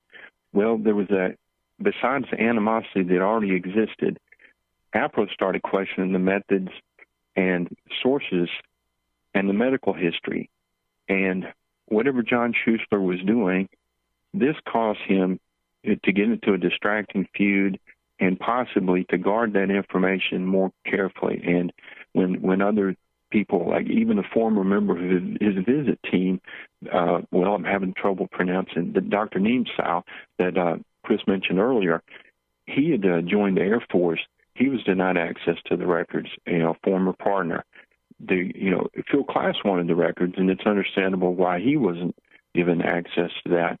But APRO was shut out, and several other people were. And it was APRO's position, getting back to Gene's question earlier, that it was a test of a secret aircraft. And apparently the version of that story may have originated, or at least been circulated, by the infamous Moore. Later, well, he pops up in all the most curious places, doesn't he? It was in the 80s, so, this runs smack through this. If I can interject one thing, and maybe this is in some deference to whoever got the case first, I was looking through all of the old MUFON journals last night, and I have one sitting right in front of me here. The first article that I could find in the MUFON journal that mentions this case was the April of 1981, was an article by Richard Hall. Not John Schuessler. John Schuessler's, I think, came later in August or sometime. But even in this original little one-page kind of a synopsis where it talks about the radiant heat and radiant injury, he says we're watching a luminous object hover low over the road ahead of their car. And it does indicate that by this time Schuessler's investigating, but it says a luminous, fiery-looking object descended to treetop level, and mentions the beeping and specifies then from its underside flames were emitted. But there's a tiny sketch with it that has a dotted line over the top saying glow. Does not have anything indicating lights across the middle, but it does seem to suggest that the object was glowing. But I was simply making the point that for whatever reason, Richard Hall seemed to have written the first short article outlining this case before even John's article about the injuries appeared a few months later. You're absolutely right about that. There's a reason for that. I'll try not to make this too long of a history lesson, but Schuessler made a very quick, I think it was by March 2nd, he first met the witnesses. He met Betty Cash February the 2nd. The next week, met Vicki Landrum, investigated the scene, and then just a few days later, March 2nd, did his initial report. And Richard Hall summarized that. And then it was a long gap between the time where John Schuessler himself published anything But he did appear that fall at I think it was a second Center for UFO Studies symposium, and he gave a presentation on the case then. And then it was after that, MUFON published an article, and I think it was reprinted in a UFO magazine also. So it could be, I don't think anyone was deliberately attempting to mislead. I think that there were some mistakes made in the haste in the investigation, and they were cemented, and it muddied the record. I mean, and it makes it much harder to get to the truth of what actually happened when it becomes, part of the UFO legend. Yeah, I think Curt's opinion on that side of this is totally valid. I mean, it's regrettable that, and in one case, I think it's to his advantage and all of our advantage that now, all these years later, he's done so much digging with material that is now available on the internet. And he's able to see these changes as they occur and actually maybe get a better idea of the big picture of how it happened. Well, that leads us to a question by one of our forum posters, Joey22, who doesn't post very often, but he posted several questions for you guys. Do either of you know of any sightings since the Cash-Landrum case in 1980 that the descriptions resemble the craft that Cash and Landrum saw? I've got one. Chris, how about you? Nothing exact. I mean, as far as just a dark object with flames coming out of it, the flames are kind of atypical, but if you've got a good one, go for it. This is strange, partly because of the location. This was in Liberty County. It was, I believe this was 1983, so this was, just barely 2 years later, a deputy, I'm not sure if he was a deputy sheriff or deputy policeman, he was investigating a car theft ring. He saw a diamond-shaped craft that had some red lights on it. He said it was big enough, the size-wise, that, if you do the outline, you could park about 10 cars in it. And it had something that looked like bright headlights. There were no flames, but it was diamond-shaped, and it was close to the area. So that may mean nothing whatsoever, but, it's got to be interesting. Well, it's funny you mentioned that, talking about other cases in the area, and I should send you these because I did find in my files a couple of reports by other people in the area, and I believe Vicky probably gave me their addresses and put me onto them, but I will send those to you. But there are people who cited unusual things, and maybe in one case it was roughly diamond-shaped, so to speak. But you're right, not at the same time, and nothing that's a spot-on match for what they described. Well, as far as just to get back to something similar, one of the things that we didn't mention was that their impression. I said that they didn't imagine a relationship or behavior. There was one behavior that they described, or impression. They thought that the craft was in distress. They thought it was having trouble flying. So that was one thing. So it's possible that those flames were not part of the intended performance of the craft, that it was it might have been venting flame or fluid, something like that. Yeah, I would agree with that, actually. I mean, I'd say, in my opinion, that's far more of a likelihood. Yeah, and I seem to remember from reading early reports on the case that the women did have a sense that the craft was in trouble, and that the bobbing up and down was inadvertent, at least in their impression, and that the later sighting of helicopters may have somehow been related to some sort of problem that the craft was having. Yeah, Vicky makes the point in the interview that I did with her of stating that this thing, it sounded like a motor that was in trouble. And that's kind of what I was getting at earlier when I said my feeling that if these helicopters, wherever they came from, had come from somewhere like Fort Hood, they had to be in the air already to arrive right when these ladies had seen it. So maybe that adds up to indicating that there was some problem that was already known to be occurring. But then, based on what you're saying there, and we'll get amplification as we go along, this indicates more and more that we knew what it was and that it was conventional. Well, I mean, I don't think anyone. Go ahead. That's never really been conclusively demonstrated. But here's another question from Joey22. Have there been any recent attempts to learn more about the government's possible involvement in the case through any sort of FOIA requests? How have the FOIA requests, how has that gone over the years with this case? I did a number of them back in the day, but unfortunately my experience and my feelings about FOIA these days are you're not going to get anything that they don't want to tell you. And in many cases, it's a hit-and-miss proposition, and unfortunately in later years it's become such a long process. You rarely get 5 years later I'll get a reply to something I may not even remember what it was, so I don't do them myself, but I think it would be worth doing. I came up with 0 on mine, but I want to say something about the records.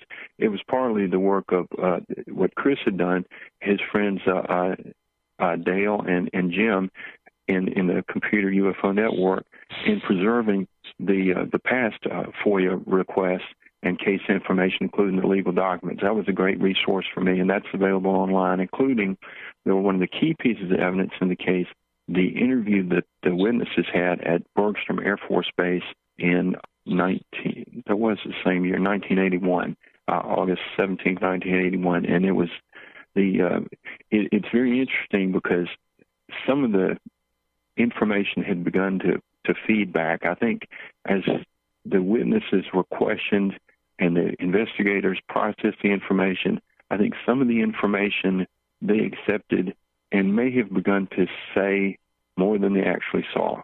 And certainly it's my feeling that the witnesses at times described how they felt over what was actually happening to them. Your experience is colored by emotion, and I think that there's some of that in here. And that's not to say the witnesses weren't reliable, it's just to say that they're human.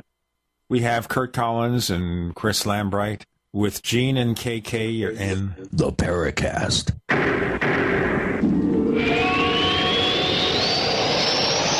America's #1 source for independent talk radio for over a decade.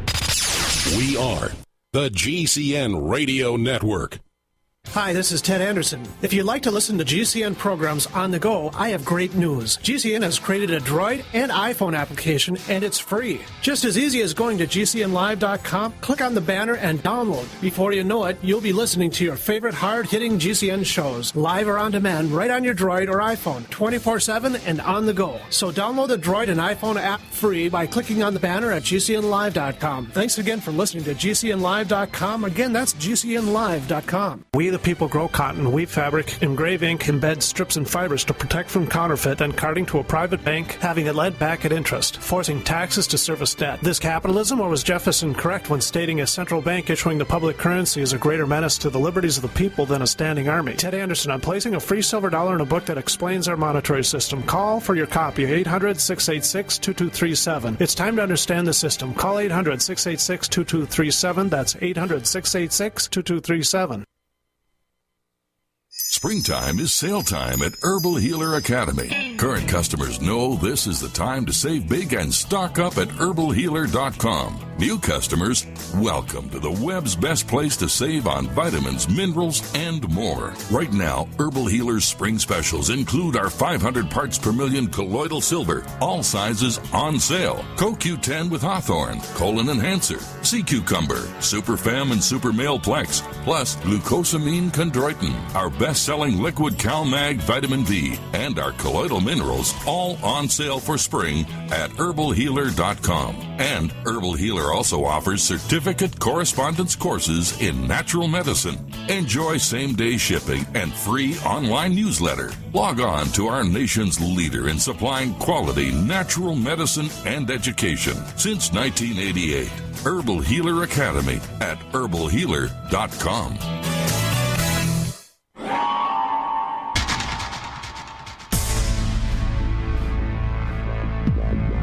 Welcome back to the Paracast, the gold standard of paranormal radio.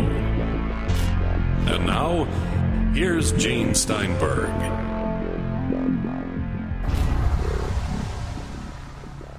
Our final 4 segments of this episode featuring Chris Lambright and Curt Collins talking about the Cash-Landrum case, trying to unearth the possibilities here.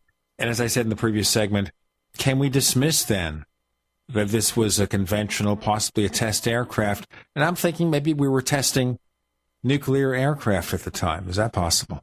John Schuessler didn't think so, but remember, he's a big proponent of UFOs and alien life, He's a deputy director of MUFON. He had possibly a bias in that direction. But he should know, as an engineer in the aerospace field, what the United States and competing nations are able to fly and build. He really didn't think that was a possibility, and even if it was, there would be other type of radiation needed to do that.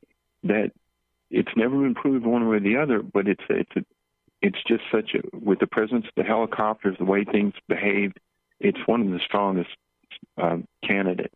But there's so many unexplained things. I would tend to agree, and I think Curt made this point early on, that I think the witnesses always felt that way over any of the other options or other possibilities. I think they always felt that this was probably some kind of military program or project or something happening as far as that's concerned. Curiously enough, I was looking at a copy of a memorandum for division chief that was written by the Department of the Army Inspector General's office at the time. And when you mentioned FOIA requests, this brought up to me something that I always thought was strange. Is on the last page under general comments above his signature, he states Mrs. Landrum and Mrs. Cash were credible. Then it says the DAIG, the Department of the Army Inspector General investigator, felt, and whatever he felt is blacked out. The only part of the entire document that's whited out completely. Then it continues, the policeman and his wife were credible witnesses, and some other things down below there, that his opinion nobody was misperceiving or exaggerating or whatnot at the time he talked to them. But I always thought, somebody wanted to do an FOI request, I would like to know why the Inspector General's, whatever he felt, seems to me to be the whole point of his investigation, why that was blacked out. And curiously enough, he goes and talks about several of the places that he talked to the National Guard, talking to them about their helicopters. A trip was made to Conroe to the local sheriff, National Guard detachment commander, and I just noticed the other day, of all the places that he spoke with, never mentions Fort Hood. He does say that he knows there were helicopters there, but he apparently doesn't say what he found out if and when he went to Fort Hood and asked them about their helicopters. Wow. Can I talk some more about the military possibilities? Sure, go ahead. Okay. Go for it. 1980, we had hostages held in Iran.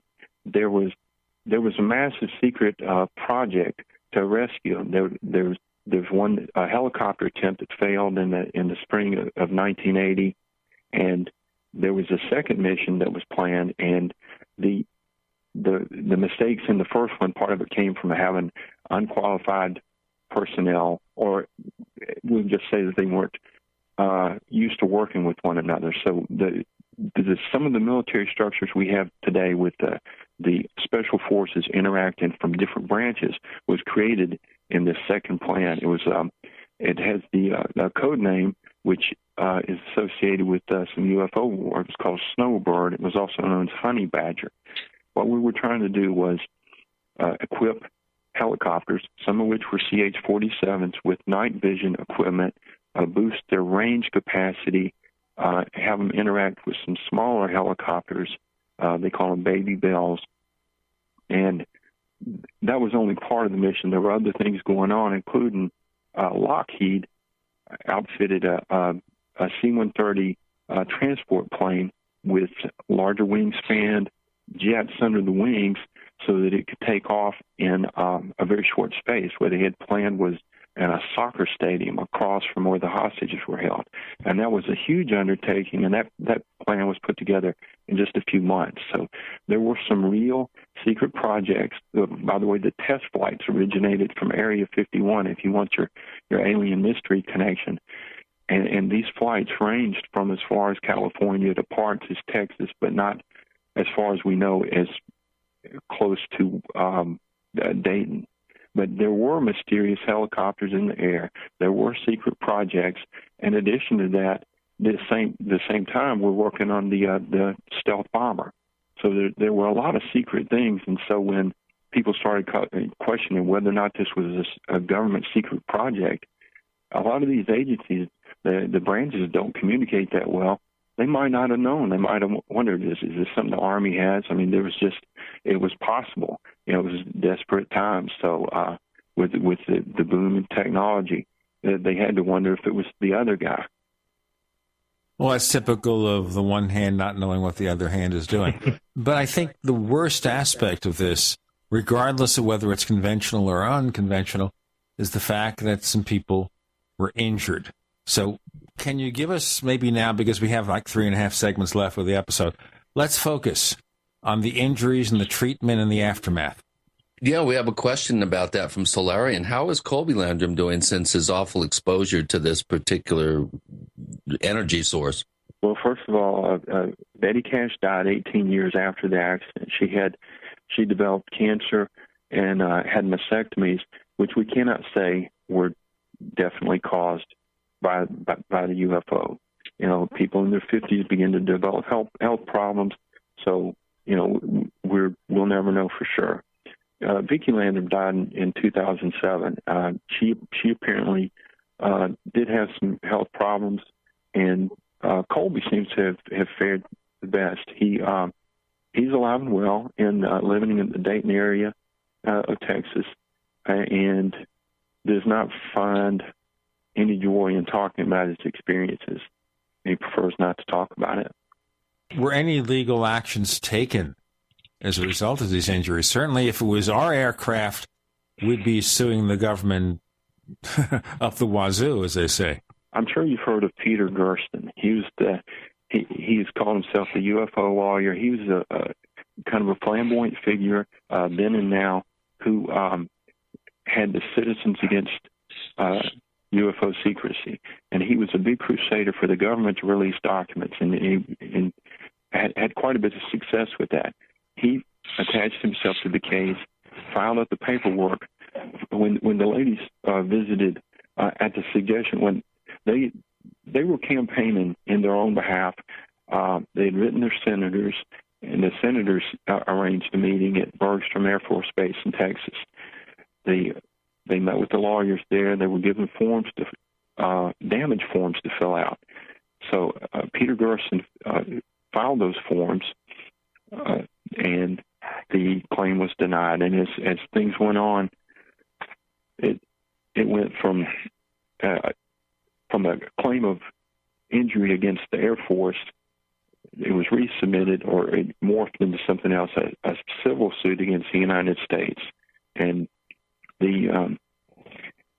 it was sort of a strange argument. It said, well, show us the craft that you had that did this, or admit that this was a UFO that you can't control.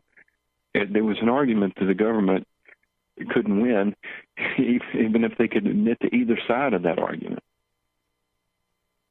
It doesn't make much sense from a legal point of view to couch your claim with those sorts of conditions. That's pretty bizarre, actually.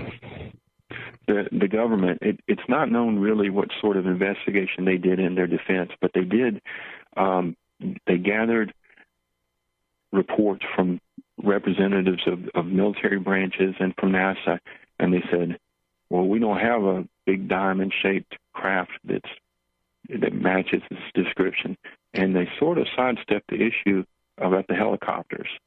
But it was the argument of a lawyer that either the government was responsible in some way, either from having a craft that injured them, or for failing to protect the witnesses from this intruder. We'll have to find out more about that intruder and what it did or didn't do. We have Chris Lambright, Curt Collins joining KK and Gene. You're in the Paracast.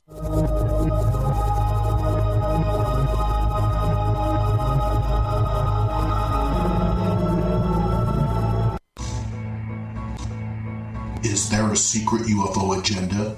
Do strange creatures from the darkest corners of the mind roam the earth? Is there evidence for mind control, time travel, or devious government conspiracies? Find out the inside scoop on the latest conspiracies, paranormal activity, and Fortean phenomena when you subscribe to Tim Beckley's Conspiracy Journal. It's jam-packed with stories, special book and DVD promotions, and the best news, it's absolutely free, sent right to your mailbox. Plus, a bonus free email newsletter sent out every Friday. Simply send an email with your name and address to Mr. UFO at webtv.net. That's Mr. UFO at webtv.net. Find out what they don't want you to know.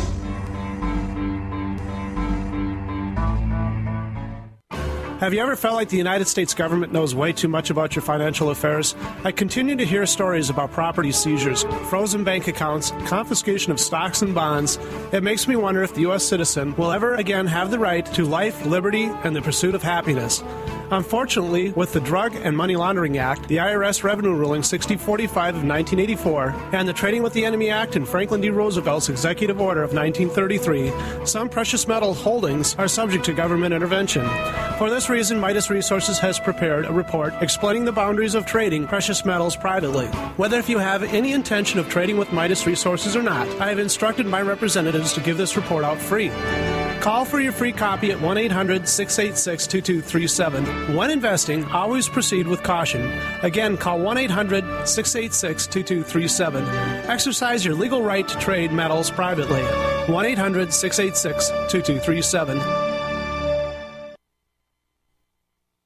We all know that Berkey Water Purification Systems are the most trusted name in water filtration. As an authorized Berkey dealer for over 6 years and serving thousands of satisfied customers, the Berkey Guy offers amazing specials for Berkey Water Filtration Systems. The Berkey Light Systems include a set of self-sterilizing and recleanable black purification elements that purify water by removing chlorine, pathogenic bacteria, cysts, and parasites to non-detectable levels and remove harmful chemicals such as herbicides and pesticides. Order the Berkey Light System today, complete with 2 black Berkey elements for only $231, and the Berkey Guy will ship your order free of charge. With the purchase of a Berkey Light, the Berkey Guy is also offering a set of fluoride and arsenic filters for only $39.99. That's over 30% off the retail price. Call the Berkey Guy at 1-877-886-3653. That's 1-877-886-3653. Or order online at goberkey.com. That's goberkey.com today.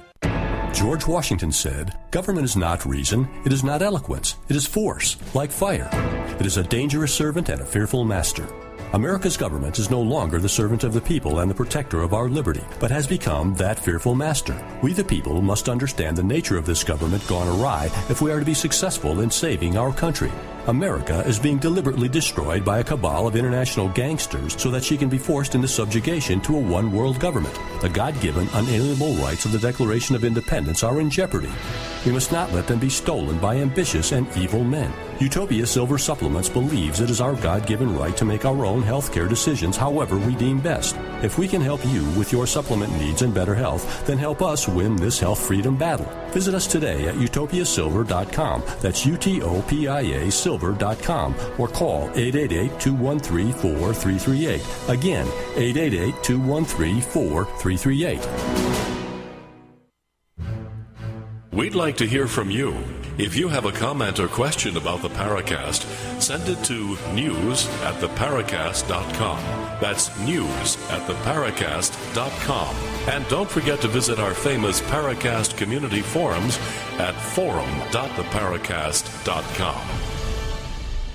With KK and Gene, Chris Lambright, and Curt Collins joining us, we're talking about the saddest part of the Cash-Landrum case, which is the fact that 3 witnesses suffered injuries. And also pretty curious about how the government would respond to a lawsuit about this. Very strange. The lawsuit was met with great resistance. It seems like they took the complaint seriously, but never made any admission of the UFO. And, of course, Peter Gershman said, well, since they refused to admit and yet do not deny that the event happened, that is in itself an admission there was a UFO. So I wonder sometimes, and this is just my questioning nature, if this wasn't a side campaign of his to force the government to release some more information about UFOs. And he's written words that even appeared in the MUFON journal where he thought that the chance of winning the case were between slim and none. So there was some other agenda, and I think though that he did intend to put pressure on the government and maybe force a settlement, but I don't think he ever thought he could really win it in trial. I don't think there was enough evidence to do that. Was he seeking financial damages, treatment? What was he seeking? $10 million for Betty Cash and $5,000 each for Betty and Colby. So it was financial. Well, it sounds fairly modest as lawsuits go these days. Well, inflation. Was there a decision on the part of the doctors who examined these people what they thought caused so-called radiation poisoning? The initial doctors that examined them did not conclusively state radiation poisoning. There was, and Colby and Vicky they did not receive treatment in the hospital. But when That's Incredible did a show on it in 1981, they had all three of them checked out at Houston Medical Center. But there again, they weren't able to say conclusively it was radiation. So it was mainly Dr. Rank who did not personally examine the witnesses, only their records and photographs. But when Betty Cash, she moved almost immediately after the incident to Alabama because she was unable to work and her health was so bad. She lived with her mother, and there she eventually, I think it was in 1983, Dr. Brian McClelland, who was not a radiologist, but a family medicine and geriatrics doctor. He's the only doctor, to my knowledge, that has unequivocally stated she suffered from radiation. And I'll mention again, that is not his specialty. But, a doctor has said that she suffered radiation burns. Were there any other conclusions from doctors as to what it might be, if not radiation burns? Alopecia areata for the hair loss. I'm not sure what there was a lot of medical language in John Schuessler's book. He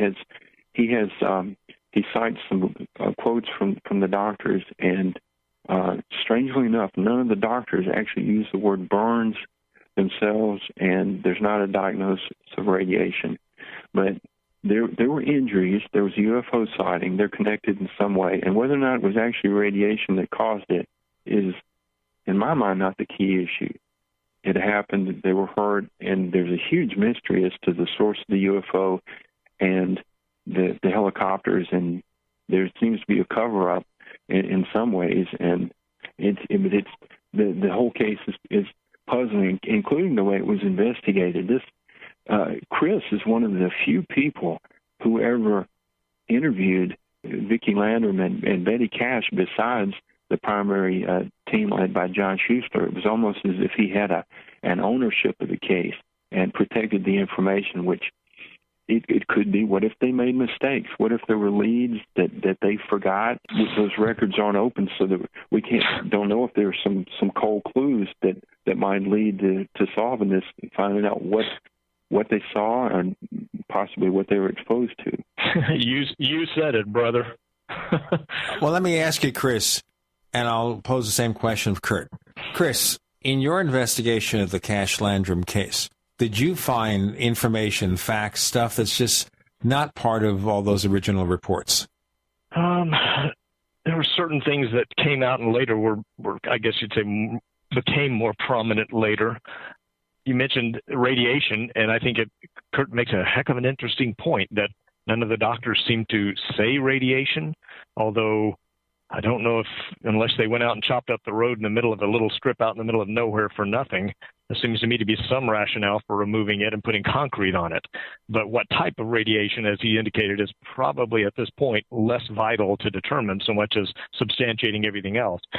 I let Curt talk most of the time because in our exchange, he probably knows that, of course, back in the day, everything was done by letters and phone calls, and access to information was much more difficult. And he's absolutely correct that you can even see in the tape some of the things when I'm trying to ask Vicki about certain things, and she kind of smiles and looks away, and you realize this is information that she's either maintaining, or in one case she said, well, John's been so nice, she doesn't want to step on his toes. And there were certain things that John didn't want to let me use because who knows why, some photographs that at the time it all started when I thought I'd edit some of the videotape and put it out there for people to see.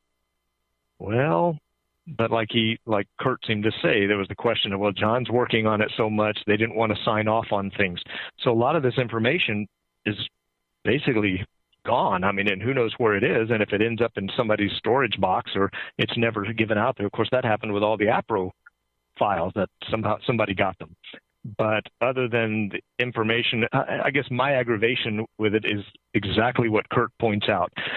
Fundamental errors that are made early on, the object's description, certain assumptions that the investigators may say, or when I went in 1985, I was ready to core a hole in the middle of the road. And then you find out it's all been chopped up, hauled away, and concreted on there. But your question of why didn't somebody climb it to get that kind of, if the object lifted off the roadway and moved over the trees and it was 130 feet from the witnesses and enough to radiate them, whatever kind of radiation it was, and enough for someone to chop the roads up, why didn't somebody take some infrared photos of the treetops afterwards or crawl up in the trees and clip off some limbs? But in the short, if John heard about it by February, and I don't know how long these things might last from, for a 2-month period, but some things could have and should have been done that just, it's gone now. And that's just very frustrating. If you can't even get the description right, and in many cases, Betty Cash on the phone, when I was asking her again about the description, because I talked to her on the phone about a day and a half or so after I'd gone down to talk to Vicky the first time, and was trying to clarify these points about the description of the object, and telling her, well, John has an article that he did, and she'd cut right in and says, yeah, I have every one of his articles. And I'm thinking, but wait, but here's this picture that he's got accompanying his article that has clearly a description that's not at all what they're describing. And I wondered, is she not seeing the same pictures that everybody else is seeing? So I don't know. We'll get into more of what might not have been covered in the initial investigations in a moment. We have Chris Lambright and Curt Collins. With KKNG, you're in the Paracast.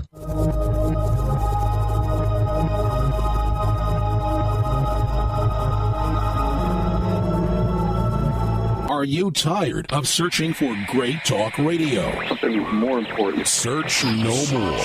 We are the GCN Radio Network. Graphic Converter is the image manipulation tool for the rest of us. It does not use any database. You get full control of all your files. Want to view the images of a folder? Drag it into Graphic Converter, and a powerful browser opens up to show your image files. You could use it for slideshows. You could use it to import images from digital cameras or from scanners. Need to do some image editing? You can do that too in Graphic Converter. Also print catalogs. Convert from so many formats I can't even list them. Download now to see if Graphic Converter is good for you, like 1.5 million other users. Guess what? You could save money when you buy Graphic Converter. Use the coupon code NIGHTOWL. Use the coupon code NIGHTOWL to get a special price for Graphic Converter. Go to lemkesoft.com. That's LEMKE soft.com. lemkesoft.com. LEMKE soft.com.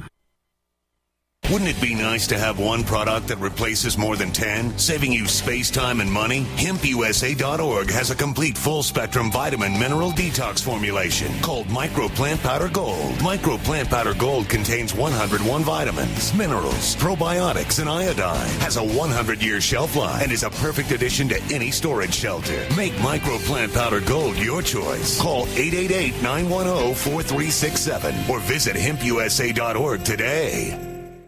HempUSA.org has a revolutionary wonder food for detoxing the body and rebuilding the immune system. Microplant powder can help unclog arteries and soften heart valves while removing heavy metals, virus, fungus, bacteria, and parasites. Plus, it cleans and purifies the blood, lungs, stomach, and colon. Keep your body clean with Microplant powder. Order today at 888-910-4367 or visit HempUSA.org. Ouch! My back is out again. Hi, Dr. Ortman with Wellspring Spinal Care. If you're experiencing neck, mid, or lower back pain, this information is for you. One of the complaints that I hear is patients receive their typical adjustment, only having to repeat them as the pain returns. Putting the bones back in place is only half of the battle. At Wellspring Spinal Care, we have the entire solution. We use the NUCA approach, utilizing three-dimensional x-rays and gentle touch technology to deliver specific correction. We then design design a custom nutritional supplement program which provides essential nutrients targeting the areas of concern. With a NUCA approach and proper nutrition, you'll be on your way to a faster and more permanent recovery. To get you on the road to wellness, visit drortman.com. That's drortman.com. Or call us today, 952-303-9124. That's 952-303-9124. Wellspring Spinal Care, chiropractic done right. Did you know that 50% of heart attacks are brought on by infections? Did you know that hospitals are breeding grounds for antibiotic-resistant bugs like MRSA? The environment is infected with parasites, and the mild winter means ticks with Lyme disease, mosquitoes with West Nile virus, and cold and flu viruses will be on the rise. Protect yourself with nature's natural anti-parasitic, antiviral, antifungal, antibiotic, Allison, the heart of garlic. Get concentrated protection with Ali-C and Ali-Ban from Affinity Health Products. One capsule of Ali-C equals 40 cloves of garlic or 100 garlic pills with no garlic breath. Ali-Ban has allicin in spray, liquid, and cream forms with 3 times more strength than leading brands and costs less. Go to ali-c.com, spelled ALLI-C.com, or call 855-ALLICIN. That's 855-255-4246. That's 855-255-4246. Protect yourself with Ali-C and Ali-Ban from Affinity Health Products at ali-c.com.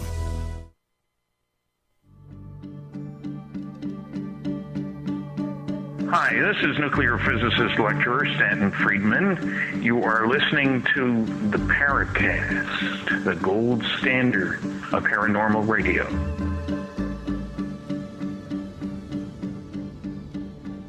KK Barnes, Gene Steinberg. Don't ask me who KK is. He's some guy who possessed Chris O'Brien.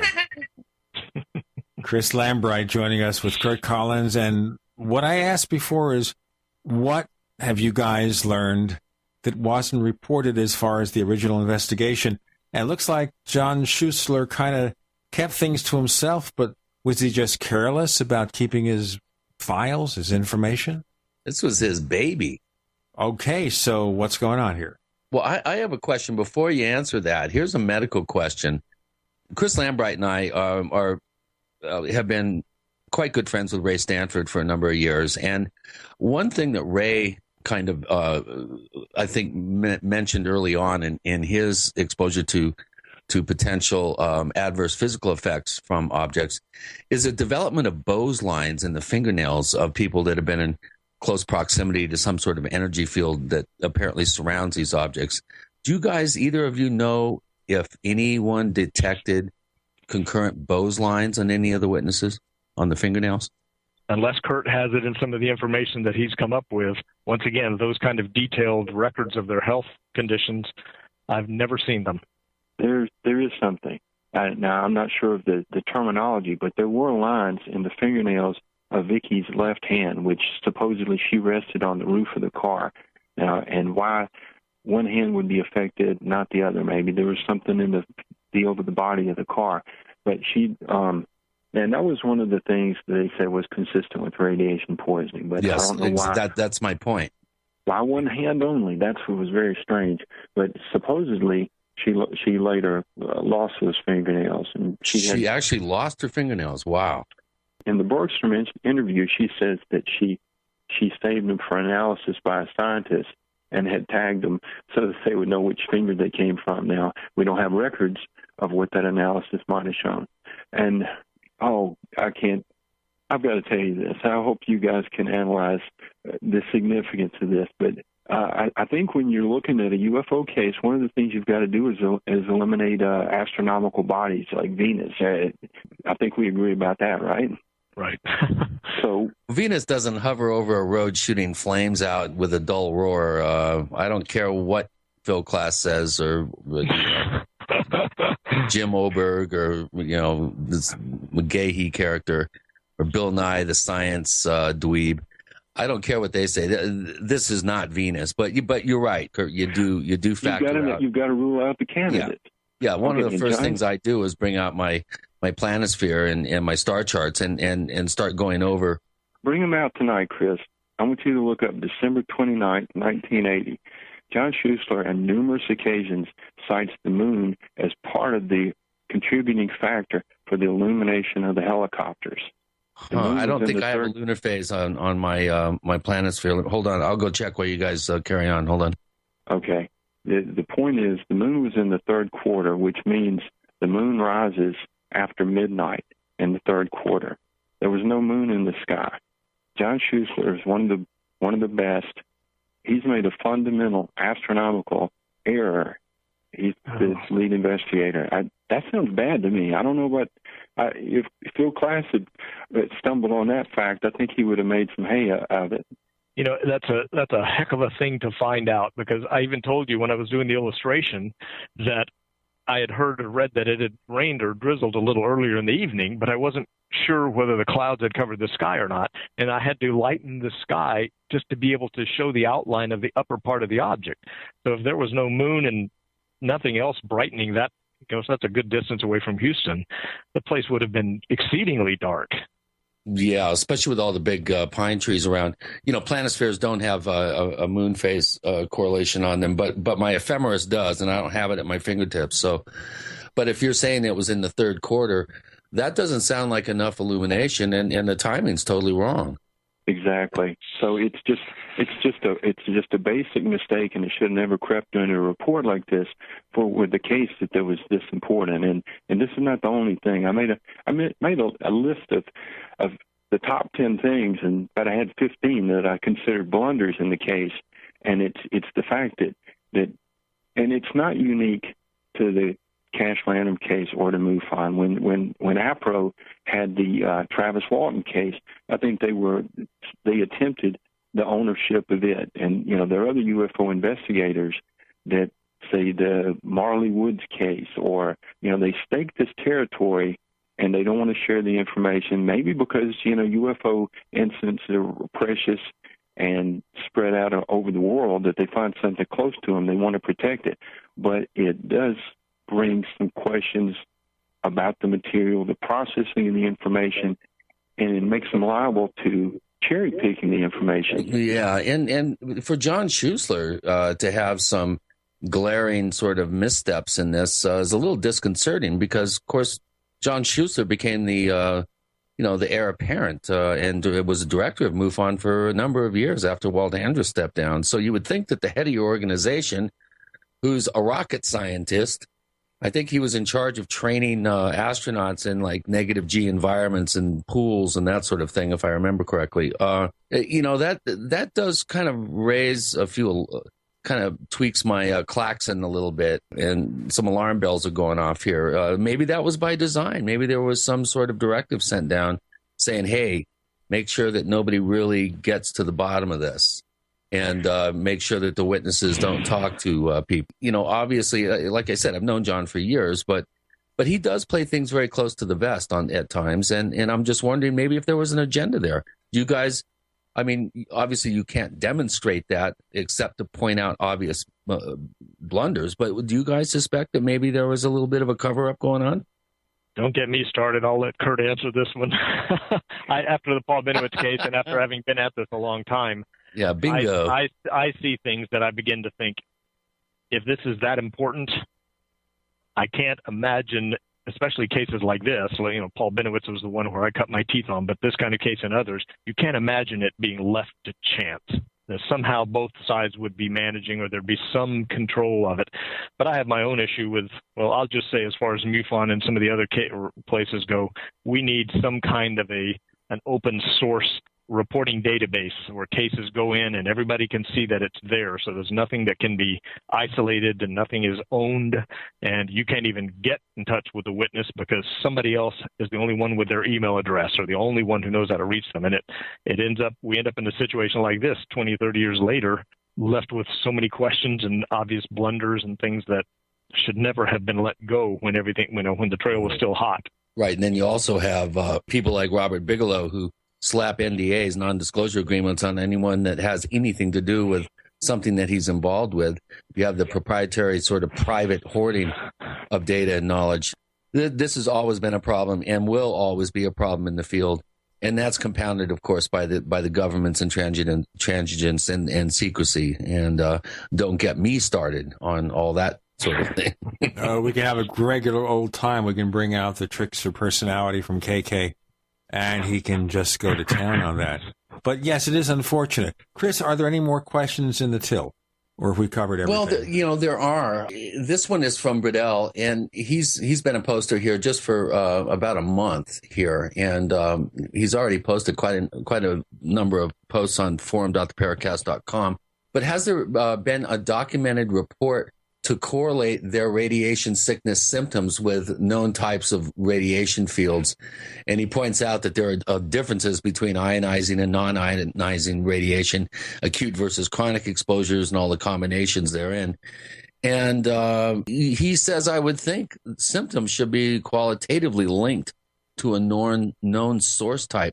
Do the symptoms that Betty had, especially, and Vicky and Colby, do they correlate with any specific known types of radiation?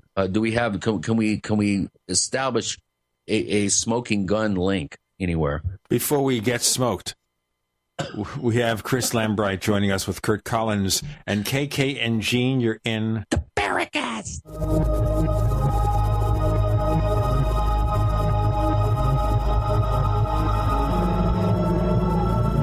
The GCN Radio Network, providing the world with hard-hitting talk radio. GCN.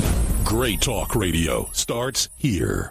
If you want to get your website online and you need reliable service, first-class service at the lowest possible price, there's only one place to go. Well, DreamHost has a special promotion with our show where they'll offer you unlimited disk space, unlimited bandwidth, one-click web apps such as WordPress, 24/7 support. You can save over $55. You want to know how? Go to dreamhost.com/radio, dreamhost.com/radio. Whether it's personal mail, whether it's business email, you want reliable, dependable delivery, freedom from spam, freedom from viruses. Well, Polaris Mail offers professional email hosting services for your personal or small business use. Each account uses 25 gigabytes of storage, an easy-to-use webmail interface, and full mobile sync. Sign up today for a 30-day free trial at polarismail.com, polarismail.com.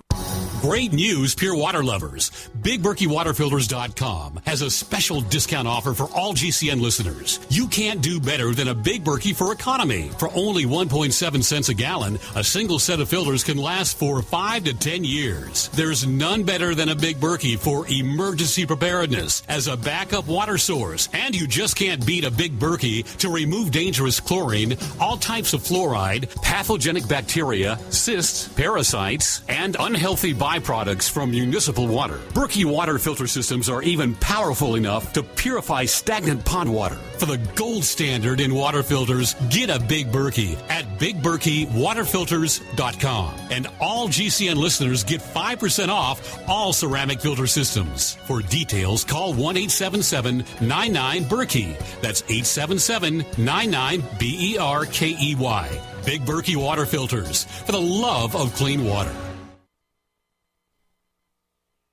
Got a simple question for you. Can you sell? Yes? Okay. Can you sell the intangible? If yes, and you'd like to work 9 to 5, Monday through Friday, with no overtime, no weekends, if you're passionate about not closing sales, but about opening relationships, if you truly have a desire to serve global clients who need your advertising expertise, and you're local to the Twin Cities and Burnsville, are hardworking, self-driven, with experience in sales, marketing, or advertising, are personable, and a whiz on the phone, GCN wants to talk with you right now.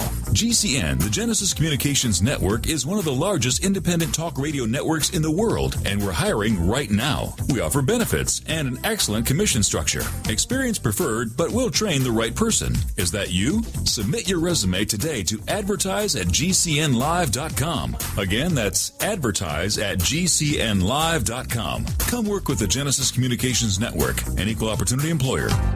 A little over a year ago, I began to do a lot of research into why, even though I had a pretty good-sized meal, that I was still starving. And my research led me to a well-known fact that most of the soils that we grow our crops on here in the United States and across the industrialized world are almost completely depleted of almost all of the key minerals and trace elements that our bodies need to rebuild themselves, fight off cancer, and be healthy. I then searched out the best vitamin and mineral company out there and discovered Youngevity. The Youngevity products are designed to give you the real nutrition you need, and once you've got that, you don't have to eat as much to be satisfied. I've lost 37 pounds in 2 months, simply getting the vitamins and minerals I need. Check it out for yourself. It's incredible. Go to InfoWarsTeam.com today and order your first canister of Beyond Tangy Tangerine Complete Multivitamin Mineral Complex Dietary Supplement. That's InfoWarsTeam.com.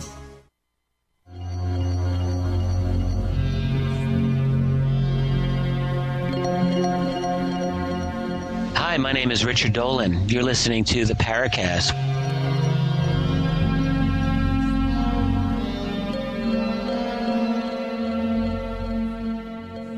That sounded more like the Paracast.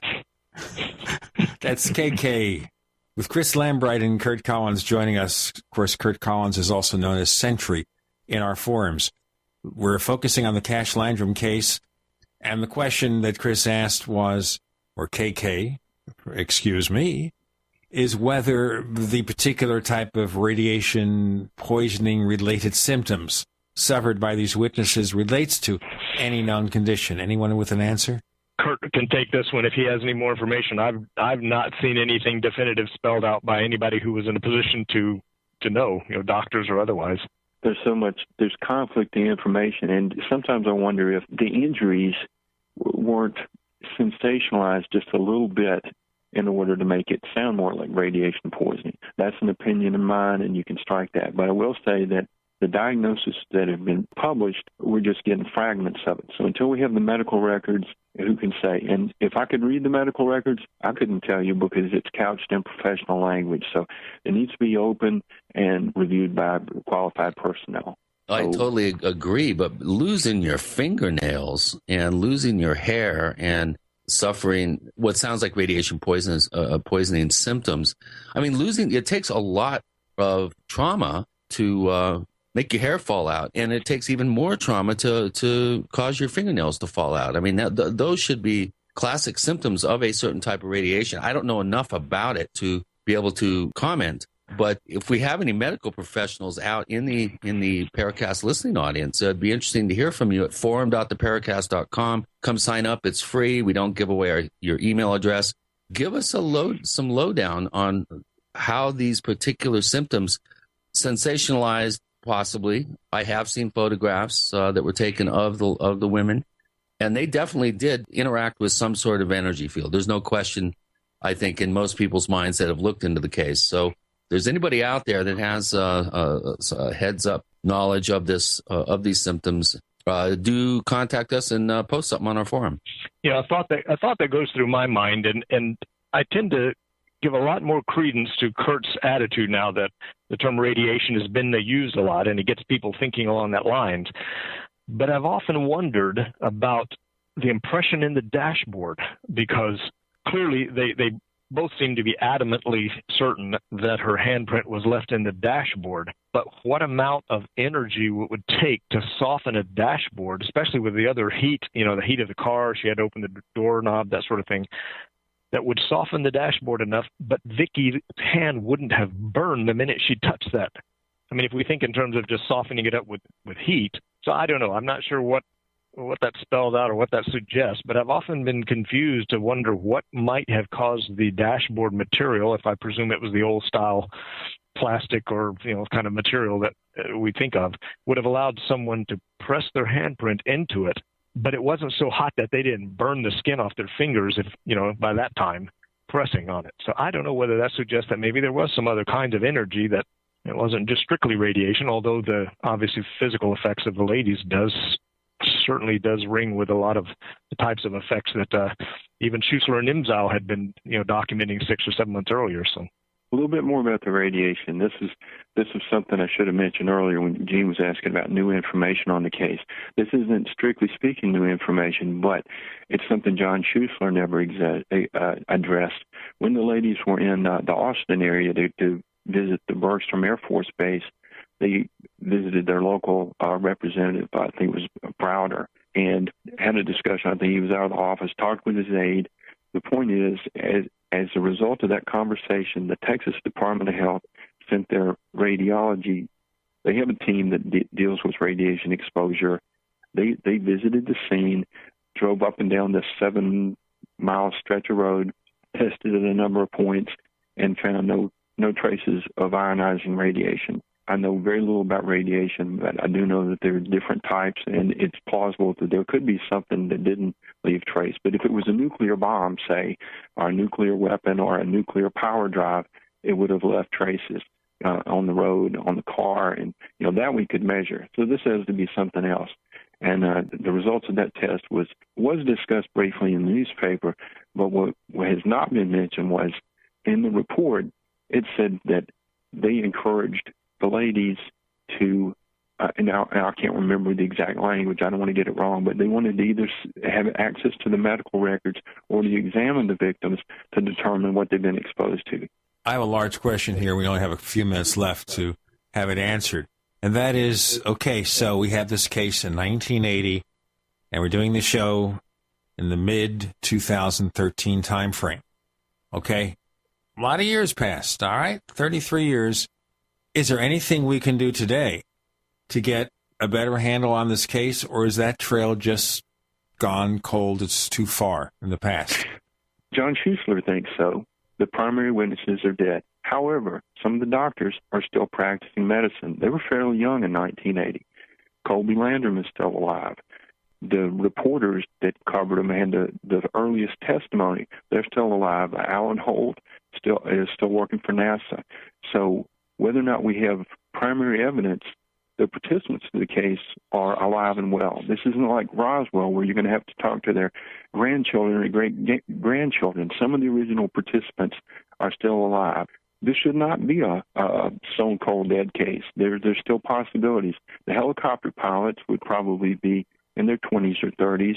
They might be nearing retirement age, so it's possible one of those would talk. So I think there's a potential for plenty leads in this case. I agree. That would be what I would hope. I would ask any of the helicopter pilots who were involved at the time to look at their own small children or grandchildren, look at their mother or daughters, and think if they were lying there on a hospital bed that injured and just wanted someone to tell them the truth, I think maybe it's time, especially in the environment we have these days, that one of these guys should just come out as a whistleblower or whatever it takes, give some information, name some names, something that you could go and at least get some substantiation for Colby, if nothing else, because Vicky was always concerned. She'd been told by one of the doctors that depending on whether it was radiation or what type it was, that who knows what Colby might develop 20 years later. Right, or pass along to children and grandchildren. One thing that I think is very interesting is we have the time correlation between the Rendlesham case and the Cash-Landrum case, and we have witnesses in close proximity, both groups claiming to suffer severe medical problems as a result of the close proximity to some form of energy.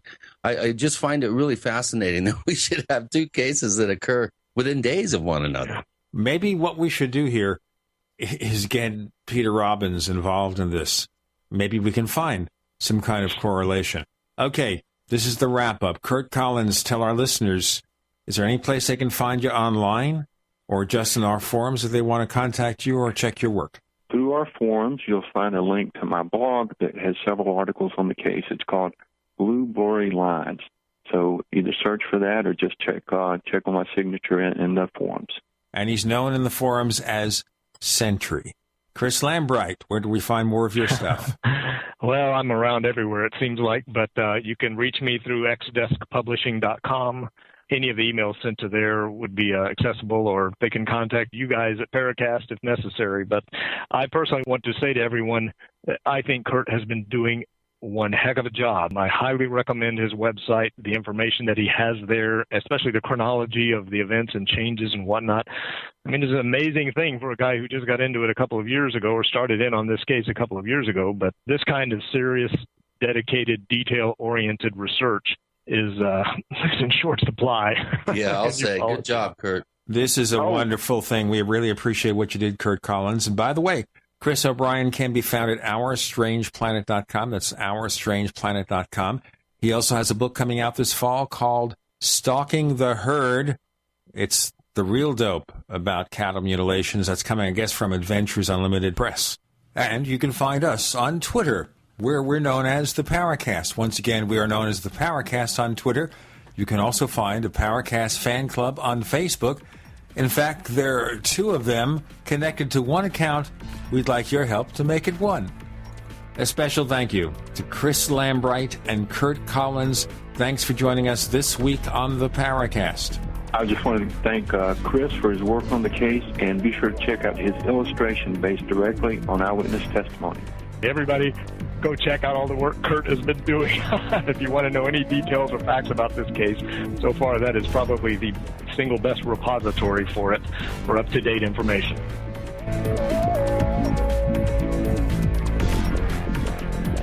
The Paracast, featuring Gene Steinberg and Christopher O'Brien, is a copyrighted presentation of Making the Impossible, Incorporated. Tune in next week for a new adventure in The Paracast.